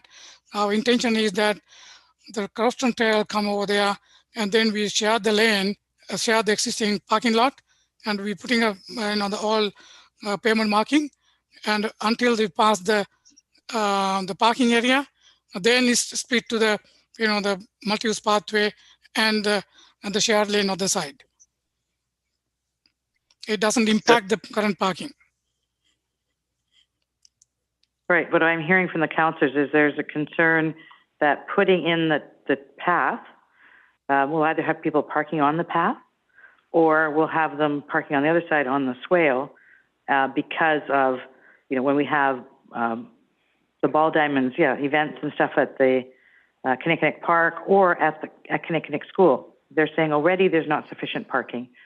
So how are these active transportation routes going to be protected when something like that happens?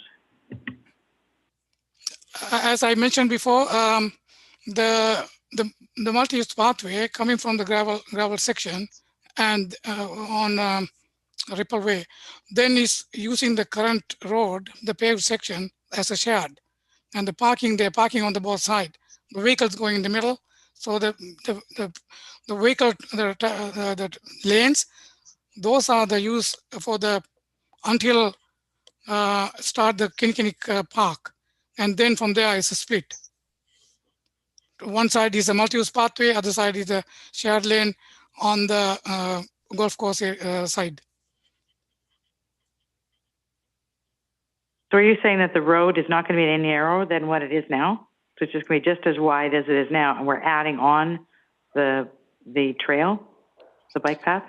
No, we are not. The bike path adding on the Kinnickinnic side, Kinnickinnic Park side with the swale, but other side is a shared lane for the bikers and the vehicle.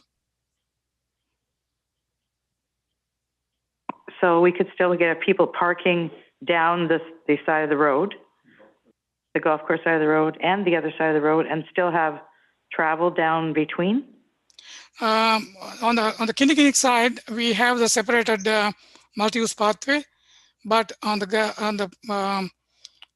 golf course side, so they have to, once the people are parking, but there's enough wider shoulder, but it won't impact. But Tyson, if you could give some yeah, absolutely. So I guess the flyover or the sections that we showed a bicycle or cycle track along the south side of Ripple Way.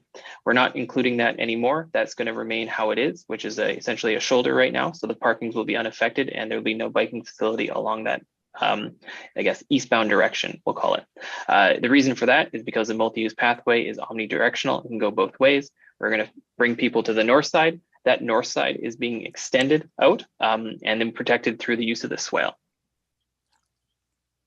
So the swale should discourage people from parking on the north side, and on the south side of Ripple Way, you're still going to have the same level of parking that you had before, which is, however, informal. Feedback, comments? Councillor McLean? So initial thought was we're privileged to own both sides of the road here. can we go into the park or go into the golf course, but I don't really want to go there. But with that comment that was just mentioned, a quick thought might be to grade the shoulder a bit further back on the south side, because that kind of gravel shoulder encourages people to park. Because right now they all park on the north side, so if we just shift that to the south side, still be an issue during tournament days, but that should take care of the day-to-day demand. Todd? Yeah, thank you. And then whether the school district was actually involved in the consultation or design process, I didn't hear the answer to that. So we did invite them. We did not hear anything back from the Kinnickinnic Elementary School.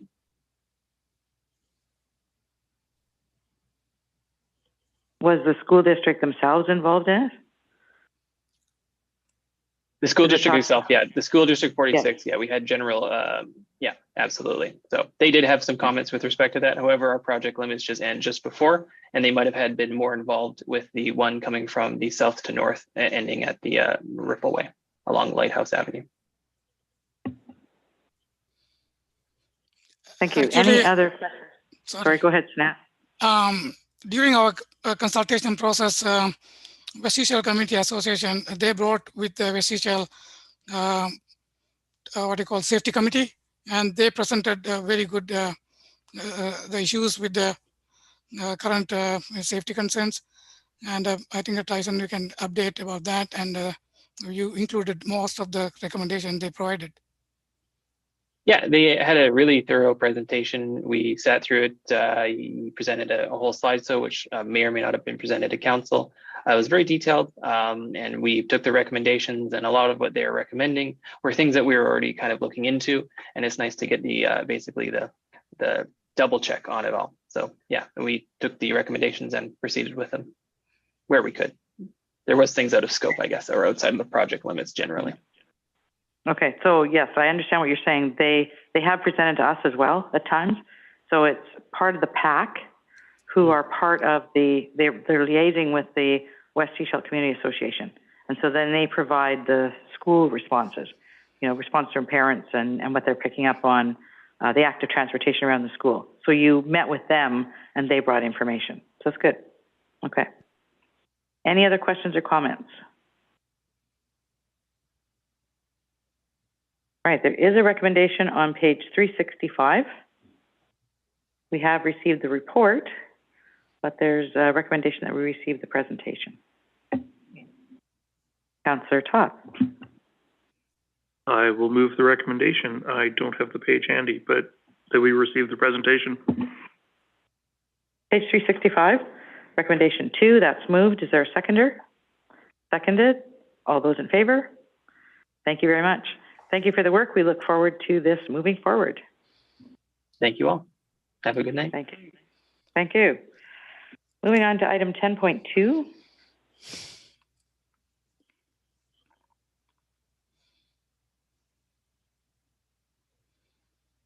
Okay.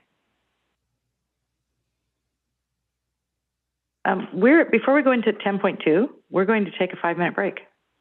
Let everybody stand and stretch and use the washroom and then come back. So it is 9:05. We will be back at 9:10. Thank you.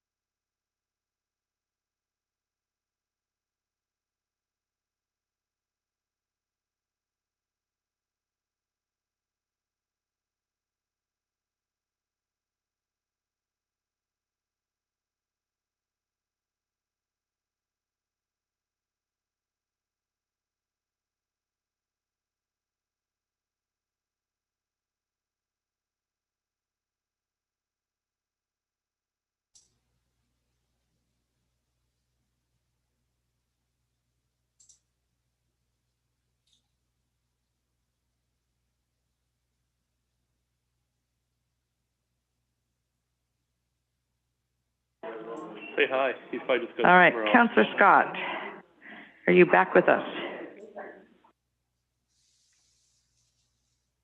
Awesome.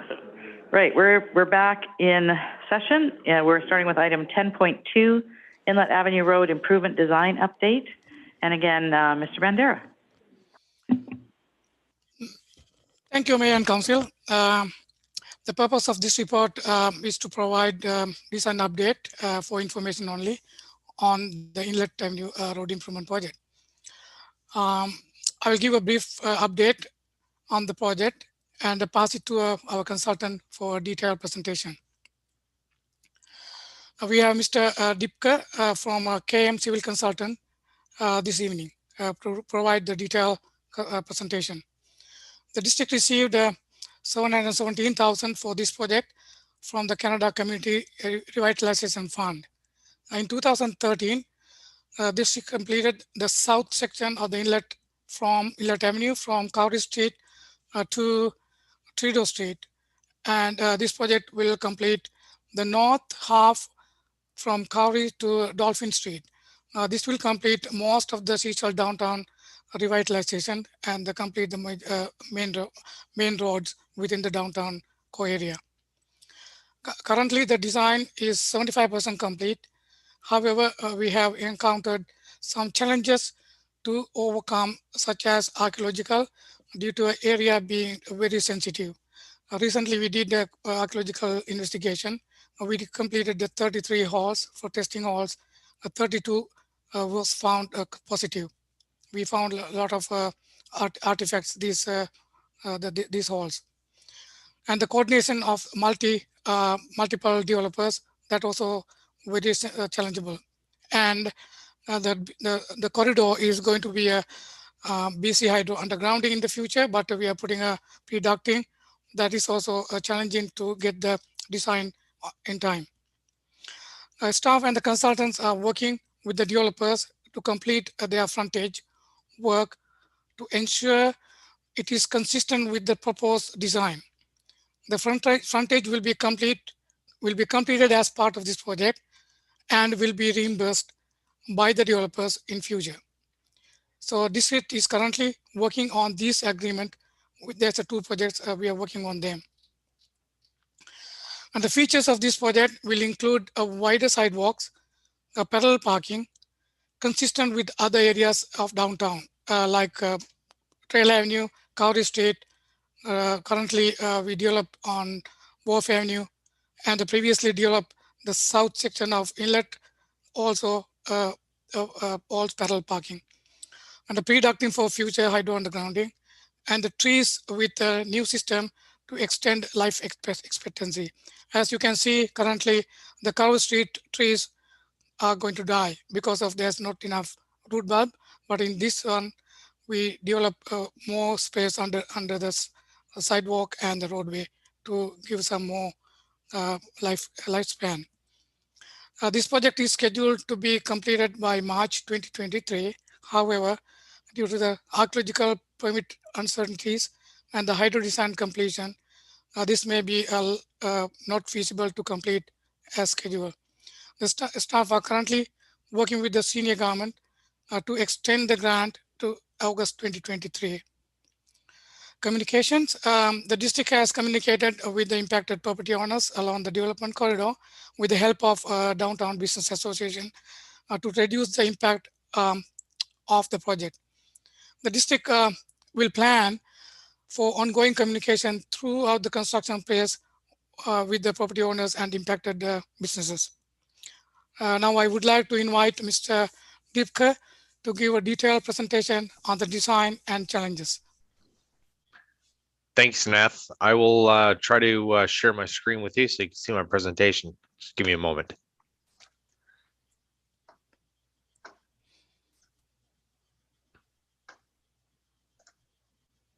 Can everybody see the presentation? Yes, you can. Fantastic. So again, I don't want to reiterate everything that Nath had just mentioned, but he did a great job essentially getting into the project. But I just want to start off right away with the presentation itself. And the background that I've chosen It was chosen because of the similar nature of what we're trying to encourage and create along Inlet Avenue.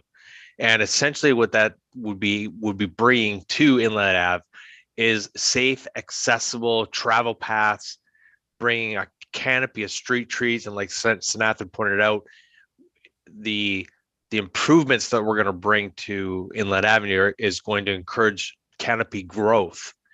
And along with other amenities that we'd be providing, there would be structured parking, which doesn't seem to really exist along Inlet Avenue. Moving to our next slide, I'm not going to reiterate all of the projects that Sanath has been able to complete in the downtown core. They're all listed here, and they've all been completed within the last 10 years. But we're going to take components of those projects and also bring it into Inlet Avenue, so we have a consistency for all of downtown. And when I go to the next slide, you'll see kind of what the challenges are or the conditions are that we're faced with. You're probably aware of the existing conditions along Inlet Avenue as it is, but I put a collage of photos together here that these photos show the situations that would be considered temporary by typical engineering standards. But these photos are examples of where improvements need to be made. There are crosswalks that are not clearly defined. There are some sidewalks that still remain in interim conditions, and they've been used very, very well. And this is a great place to invest in creating a better accessible area. From the pedestrian point of view, neither situation of these non-delineated crosswalks are great, and nor having a substandard sidewalk are safe. Pedestrians want better accessibility to the area. And the other areas of interest that we're looking to upgrade are the ad hoc angled parking that's happening along Inlet Avenue. This leads to multiple conflicts. We've got overhead hydro and towel lines, like Sanathan pointed out, that we're going to look to underground or put in underground ducts for the future undergrounding of those lines. There's minimal street lighting, which isn't adequate and leads to safety problems, and also a protection of property. We need to have more lighting for even just that. There's a lack of sidewalk integration, which leads to more conflicts. There's unclear accessibility to different properties, and some of these properties that I'd like to just point out actually exist just north of the existing TELUS building. We've got a bunch of which are actually can be seen relatively here. There's doorways that conflict with the existing roadway and the non-formal parking that's already happening. The other issues, like I had mentioned, is the greenery. We want to bring the street trees into the area, bring the canopy growth.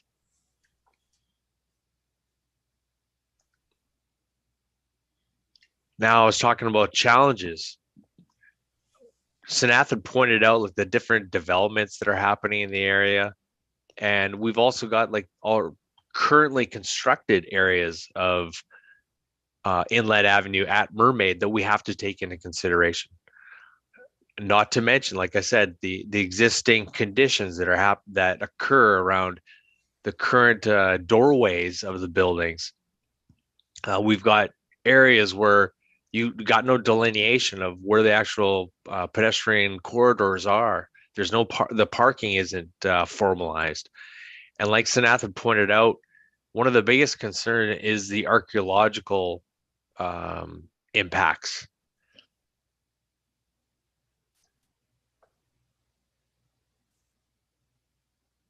Just mentioning this the challenges. The archaeological seems to be the biggest issue, and we have recently found out that there are challenges with the test pits that they've done. They've found a number of artifacts within the majority of all of these test pits. We have to take that into consideration with our designs. Along with that, we've got hydro hotel undergrounding. And there was, like I had mentioned or shown in the collage of photos, there was a hydro pole that's basically right in the middle of a paved area. That's not a travel lane, but it is a parking area which is not formalized. We also have to take into consideration the TELUS Living development, which has been spoken about quite a bit here tonight. They've already presented designs to ourselves that we have to take in consideration, like Sanathan pointed out, that we're going to wrap up into one complete project for the purpose of bringing consistency to the whole area. Then we have the other challenges of the door swings that I had mentioned.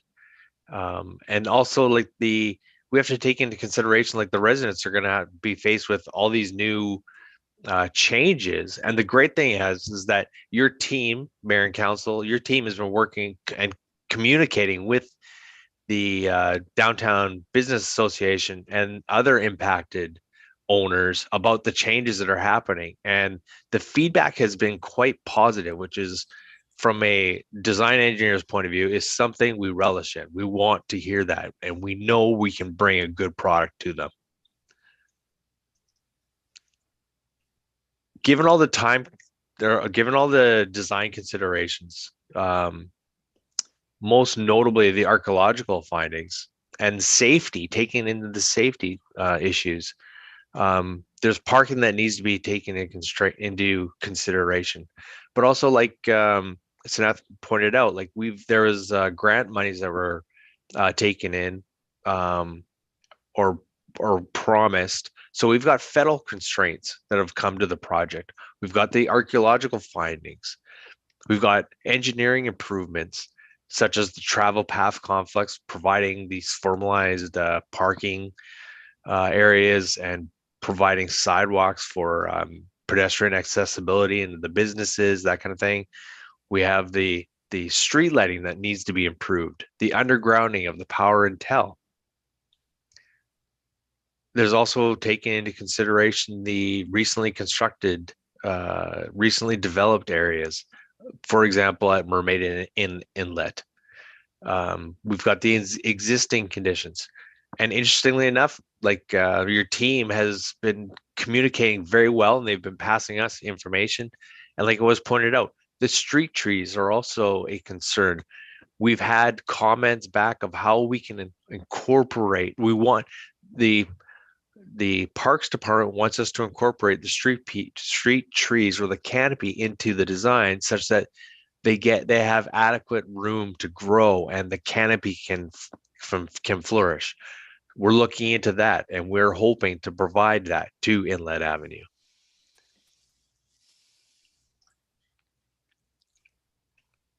In order to keep costs down and the optics high for this project, we're designing to include all the associated underground infrastructure and roadworks into one contract. This negates the need for any immediate pavement cuts due to new development, like when TELUS Living comes online. They would be coming online after we've completed this project. They would end up cutting up the new pavement that we just laid down so they can put in their infrastructure that they require. This project also creates a larger contract, which is beneficial from a business point of view, because that actually attracts more contractors that want to bid in this job, because there's more money at stake here. So it's better value for your dollar. There's keeping the cost down. We want to look into the tree pit installations to promote tree growth and improving the pedestrian experience. We're going to use, Parks Department has current stock of tree grates. We're going to be utilizing those to make sure that they're used in the proper place, and so that we don't have stock that's wasted. We're going to reuse where possible any pedestrian amenities that currently exist, like benches and bike racks or trash receptacles. When it comes down to the overall cost of the project, I have been working with your team to ensure the responsible party pays for their fair share when it's complete.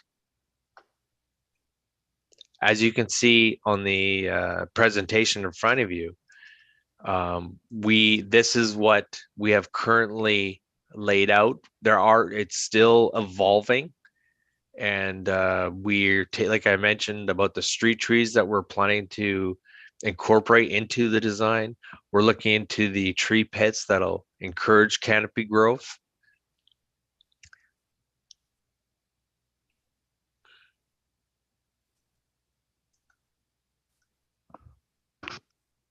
Lastly, I just want to thank everybody for how well this team has been working. And like I said, the communication that Sanath and I has been fantastic. The biggest constraint we have is the archaeological permit, which will bring extra sensitivity to the project, but we're going to take that into account and we're going to treat it as carefully as we can.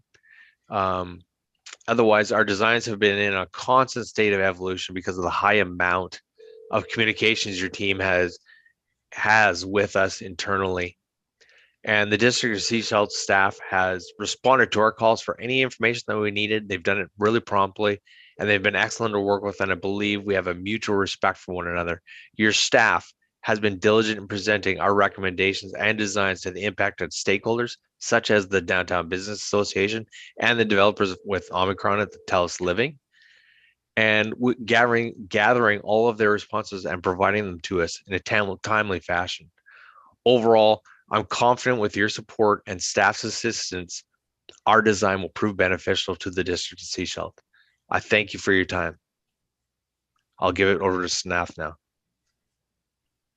Can we have you stop sharing your screen too, please? Sure.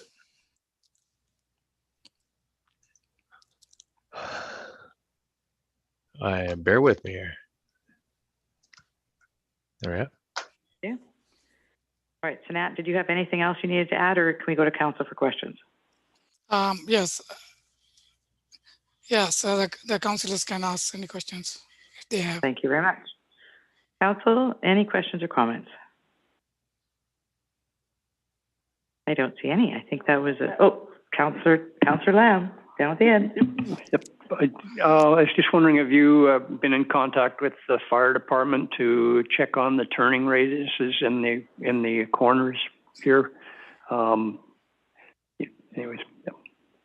Yeah, it's a good question that we just completed the 75% design, and we will ask them to send this one and ask any changes they need, especially the intersection at Mermaid.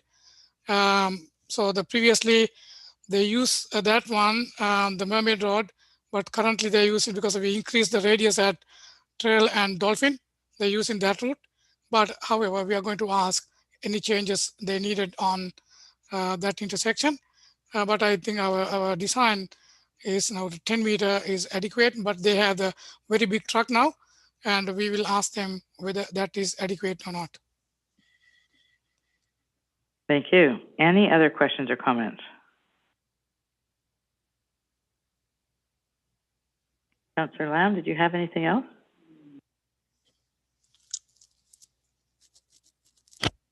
No, I was just kind of wondering, I think that the question's been answered about how they would, coincide their work with the TELUS proposal in that area. The other thing too, when you go along that corridor, just about on any day, there's a lot of cars that park on there. The TELUS, the area in front of where TELUS is now is always full. Yeah, so we're eliminating a lot of parking spaces. So, and we seem to do that, and then we turn around and go, we need more parking in Sechelt. So, anyway. I think in the report, it actually talks about the fact that right now there are 32 existing parking stalls. That's parallel and angled. And when this is done, it'll be 30. So we'll lose 2 in that area because things like that power pole, it's in the way. Those kinds of things that'll free up some parking space. Actually, any other questions or comments?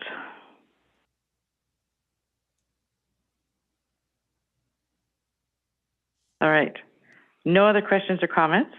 Thank you for the presentation. We have a recommendation on page 448, basically to receive the KM Civil Consultant Engineering's presentation regarding Inlet Avenue Road Improvement Design Update. Moved, seconded, all in favor? Thank you. Thank you very much. We appreciate you being here with us, and thank you for your patience as we move through our lengthy agenda. Thank you very much. Thank you. Move on to item 10.3.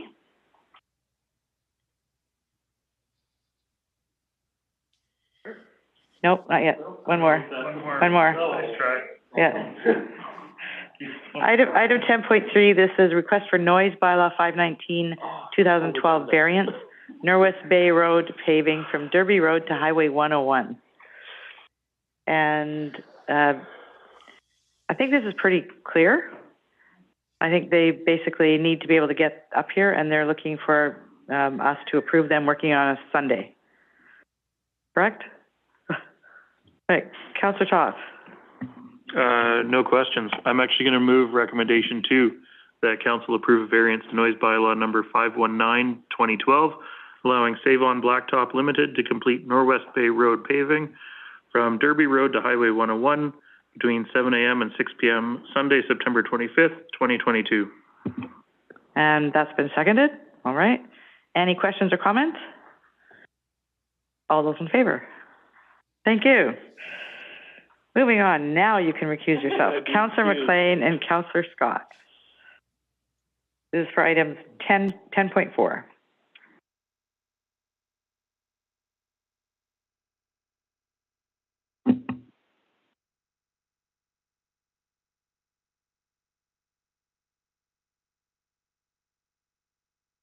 And Your Worship, Councillor Scott has now been In the waiting room, yes. waiting room.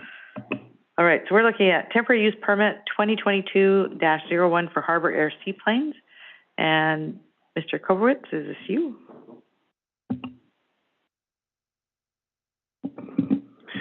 Thank you. I'm pleased to present tonight a application for a temporary use permit for Lot 22 on Anchor Road.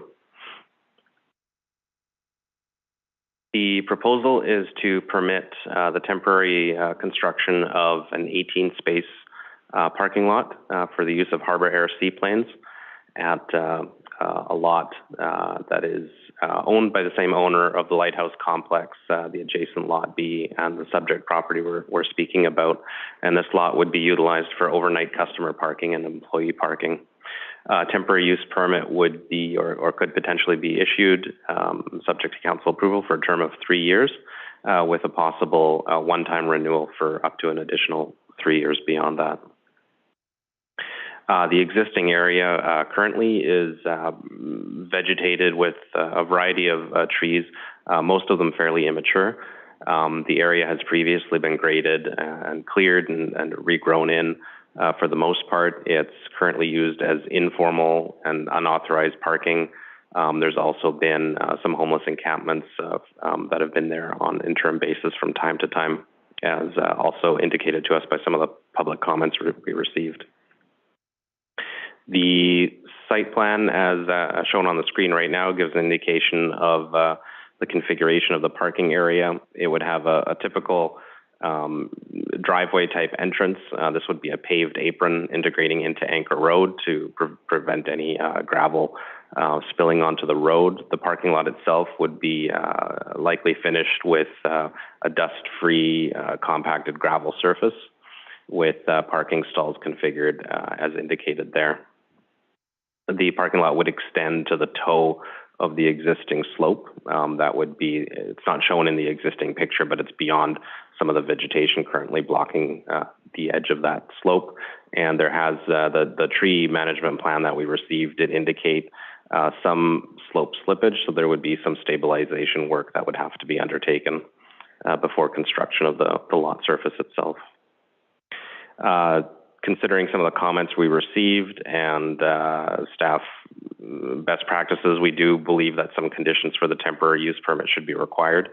For one, it would be the exclusive use by Harbor Air Seaplanes in order to ensure that there's a single point of contact for operation of the lot and a responsible entity for ensuring the responsible operation of its use. We would require landscaping in order to screen the parking area from adjacent residential areas. and some form of a pedestrian path connecting to the lighthouse complex in order to avoid customers walking on Anchor Road itself. We would require dark sky compatible lighting to be installed, and also require the restoration and revegetation of the parking area at the end of the temporary use permit period. In addition, we would be asking for a $10,000 security deposit to ensure compliance with the terms of the temporary use permit. There are other regulatory processes that would come into play should the temporary use permit be authorized and prior to construction beginning, and that includes a development permit to deal with the slope and tree removal issues. And that would entail a more detailed geotechnical assessment if necessary. Also, a building permit may be required if any retaining structures are needed for the slope stabilization work. Notifications were undertaken with notices sent to all property owners within 100 meters of the property, as well as the required notices published in the Coast Reporter. We did receive 2 letters prior to agenda deadline with some concerns being raised, and those are included as attachments in the agenda. And a 3rd letter was received after the agenda deadline, which has been provided to council as well, with specific concerns about the expansion of seaplane activity in the area.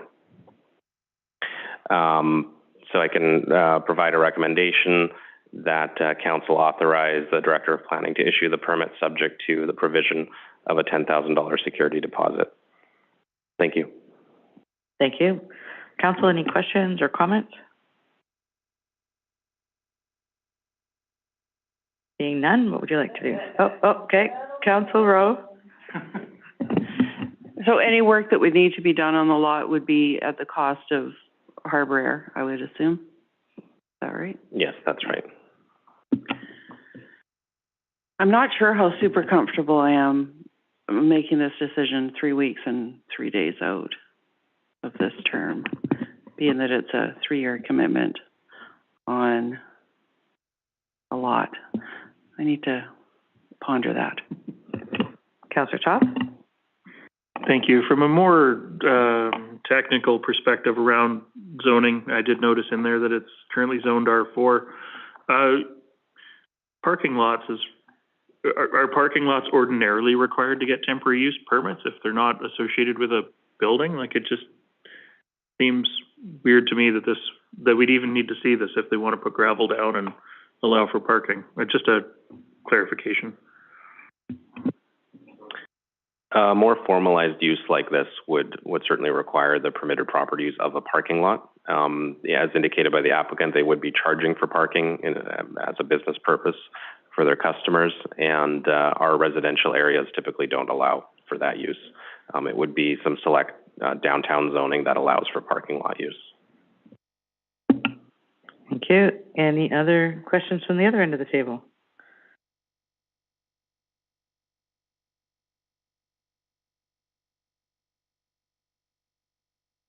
Any questions?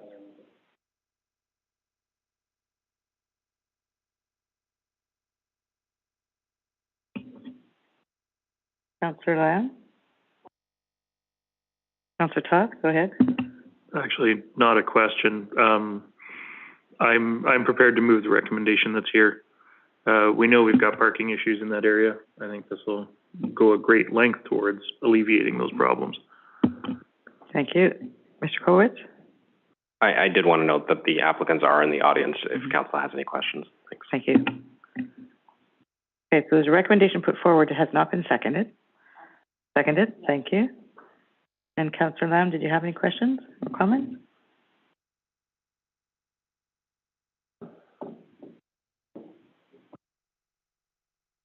You're good? Okay.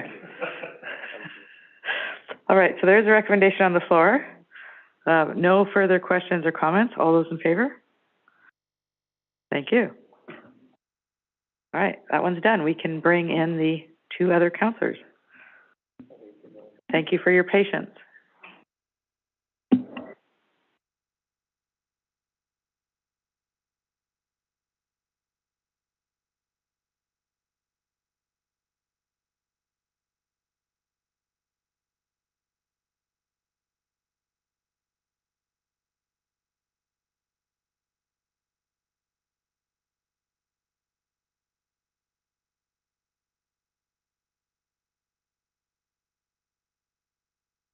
All right, we have our two counselors back. We're moving on to item 10.5, Engineering and Operations Division Capital Updates. Any questions or comments?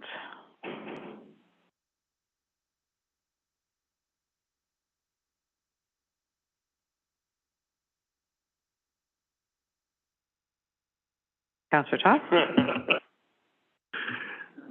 Thank you. It's not actually on this list, but given that there are a couple of other culvert and headwall type projects, the Urgins Creek headwall along Seashell Inlet Road was budgeted for 2022, and it's coming towards the end of 2022. So wondering if we're going to see it moving forward or if it's going to be a carry forward.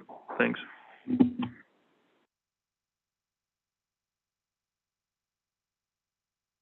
We can't hear you, Megan.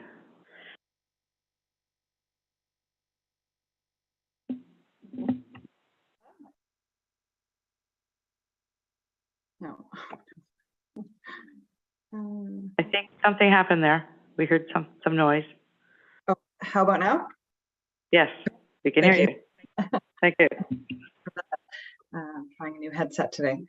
Yeah, thank you for the question. And I don't immediately have an update on that capital project. I expect that if it's not on the list, it's not progressing to completion in 2022, but I can certainly provide an update on where that's at in terms of the design and construction. Thank you.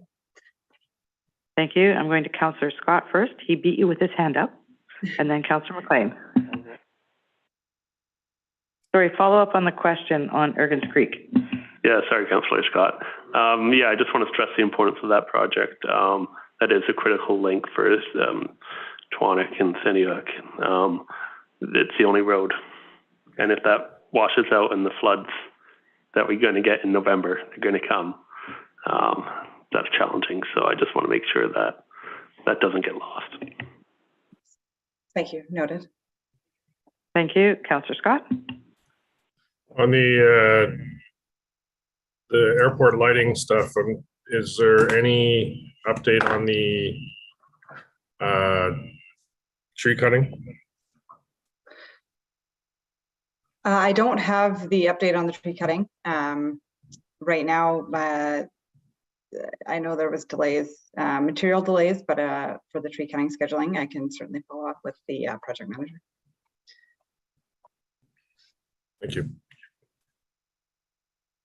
Thank you. And I know it's really dry out there, right? And they typically, and they were talking about starting in September, but given it's really dry, that might have put made the progress stall actually because they can't, because of sparks. Any other questions on the report?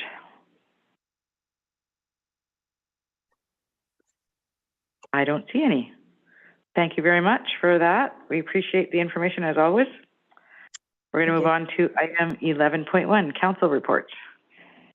And we'll start at the end of our table here and work our way down, and then we'll go to Councillor Scott. Given the hour and our lone participant who's hanging in there, I'm not going to say too much. UBCM was great as usual. Lots of minister meetings with Team Sunshine Coast and some interesting sessions on healthcare and homelessness. Other than that, went to the Sunshine Coast Affordable Housing candidates info session last night, which was well attended as well. And I attended the affordable housing meeting this morning in Councillor McLean's place, which was interesting and great. And basically, we just discussed resolutions that came out of UBCM, one of which Councillor Toth was very well spoken during. And their Shaw Road project is looking like it's probably going to start in October. And that was about it. That's it for me. Thank you. Councillor Toth? I am so sorry. I've actually got a fair things to report this time around. So yeah, attended UBCM. We had 4 minister meetings, including that joint minister meeting. We had 4 additional meetings with staff. I only managed to actually make it to 2 of the workshop sessions, one of which wasn't as informative as I hoped it would have been.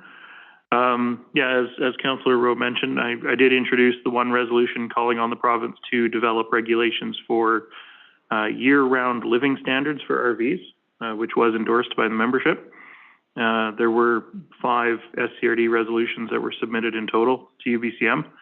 And maybe the mayor will want to talk more about it, but the Seashell cannabis resolution was referred to the UBCM executive for refinement after essentially grinding the entire resolutions process to a halt over procedure and attempts at amendments. So it was really interesting that, a bit of a disturbance there. While at UBCM, I did attend the East Porpoise Bay Community Association executive meeting by Zoom. It was a good conversation. They had lots of questions about sort of water supply projects, short-term rental operations, what it might actually mean for their neighborhood. They continue to be a keen and engaged group of individuals. And then on Monday, I attended a wreath-laying ceremony at the Cenotaph honoring Queen Elizabeth II. It wasn't advertised to the public. The Legion had concerns about managing traffic and road closures on such short notice. But even despite that, still had 20 or so people attend, including Jesus Paul. And then coming up this weekend, the Electric Vehicle Festival is at Seashell Elementary, and Oktoberfest is happening at downtown restaurants and at Rockwood Lodge. That's all I have to report for now. Thank you. Councillor McLean. Yeah, I think I'll pass given the time. Thank you. Councillor Kuster. All I have to report is I just attended the open house last night for City State.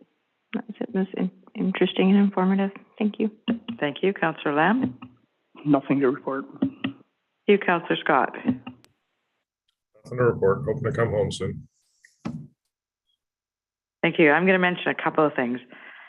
We met with the Ministry of Transportation. As you know, Councillor Toth said, we had a number of meetings, but we had 2 meetings with Ministry of Transportation. One was with staff because we wanted to talk to them about collaboration on planning for roads here, and we talked about Highway 101. We also talked then with the minister about BC Ferries and the service contract. So follow-up to do with those, and we've already been debriefing with staff. We will be putting forward some joint letters to follow up on the meetings to ensure that they move them forward at that end. I'm going to mention couple other things. ICE-T Strategic Advisory Committee moving forward the $150 million ask for Island Coastal Economic Trust. If this is not recapitalized this year, it will shut down basically in 2 years, and will be the only area in the province that does not have a trust supporting our region. TELUS public information session for Collie Point. That was last evening, well attended by the community. Lots of good questions. A number of us attended the quarterly policing meeting, and we requested that they put together a format that can come forward to the public so that there's regular reporting again to the community.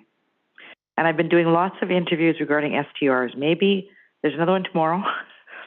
Maybe one of these will get it right. I say all the right things, they just cut it and do whatever. All right, so that's all I have. Councillor Toth, did you want to talk to the SCRD report? Thank you. I did circulate it to council. Unfortunately, it was too late to make it for the agenda publishing. Hopefully it'll be uploaded to the document library for anybody who's interested. Happy to take any questions. Thanks. Any questions for Councillor Toth? Councillor McLean. Yeah, I'm just wondering if I could hear more about this comment that the SCRD is hoping the District of Seashell will cost share part of the repair to the washout near the airport on Chapman Creek. Leave it to you to catch that. Ultimately this is a culvert that was on airport lands, is almost solely responsible for that washout that happened with putting the water main at risk. Unfortunately, the age of the culvert is not known, may predate usage of the land as an airport. It may be old logging culvert, whatever. But yeah, there is some conversation about possibility of District of Sechelt maybe kicking in. We don't know yet. EMBC could provide funding of up to 80% of the cost because it's tied to the atmospheric river event. And so if that money comes back from EMBC, it's going to be a totally different conversation. All right, any other questions? Being none, we will move on. There's no council correspondence. Are there any emergency items? No emergency items, Your Worship. Thank you. I would look for a motion to adjourn. Moved and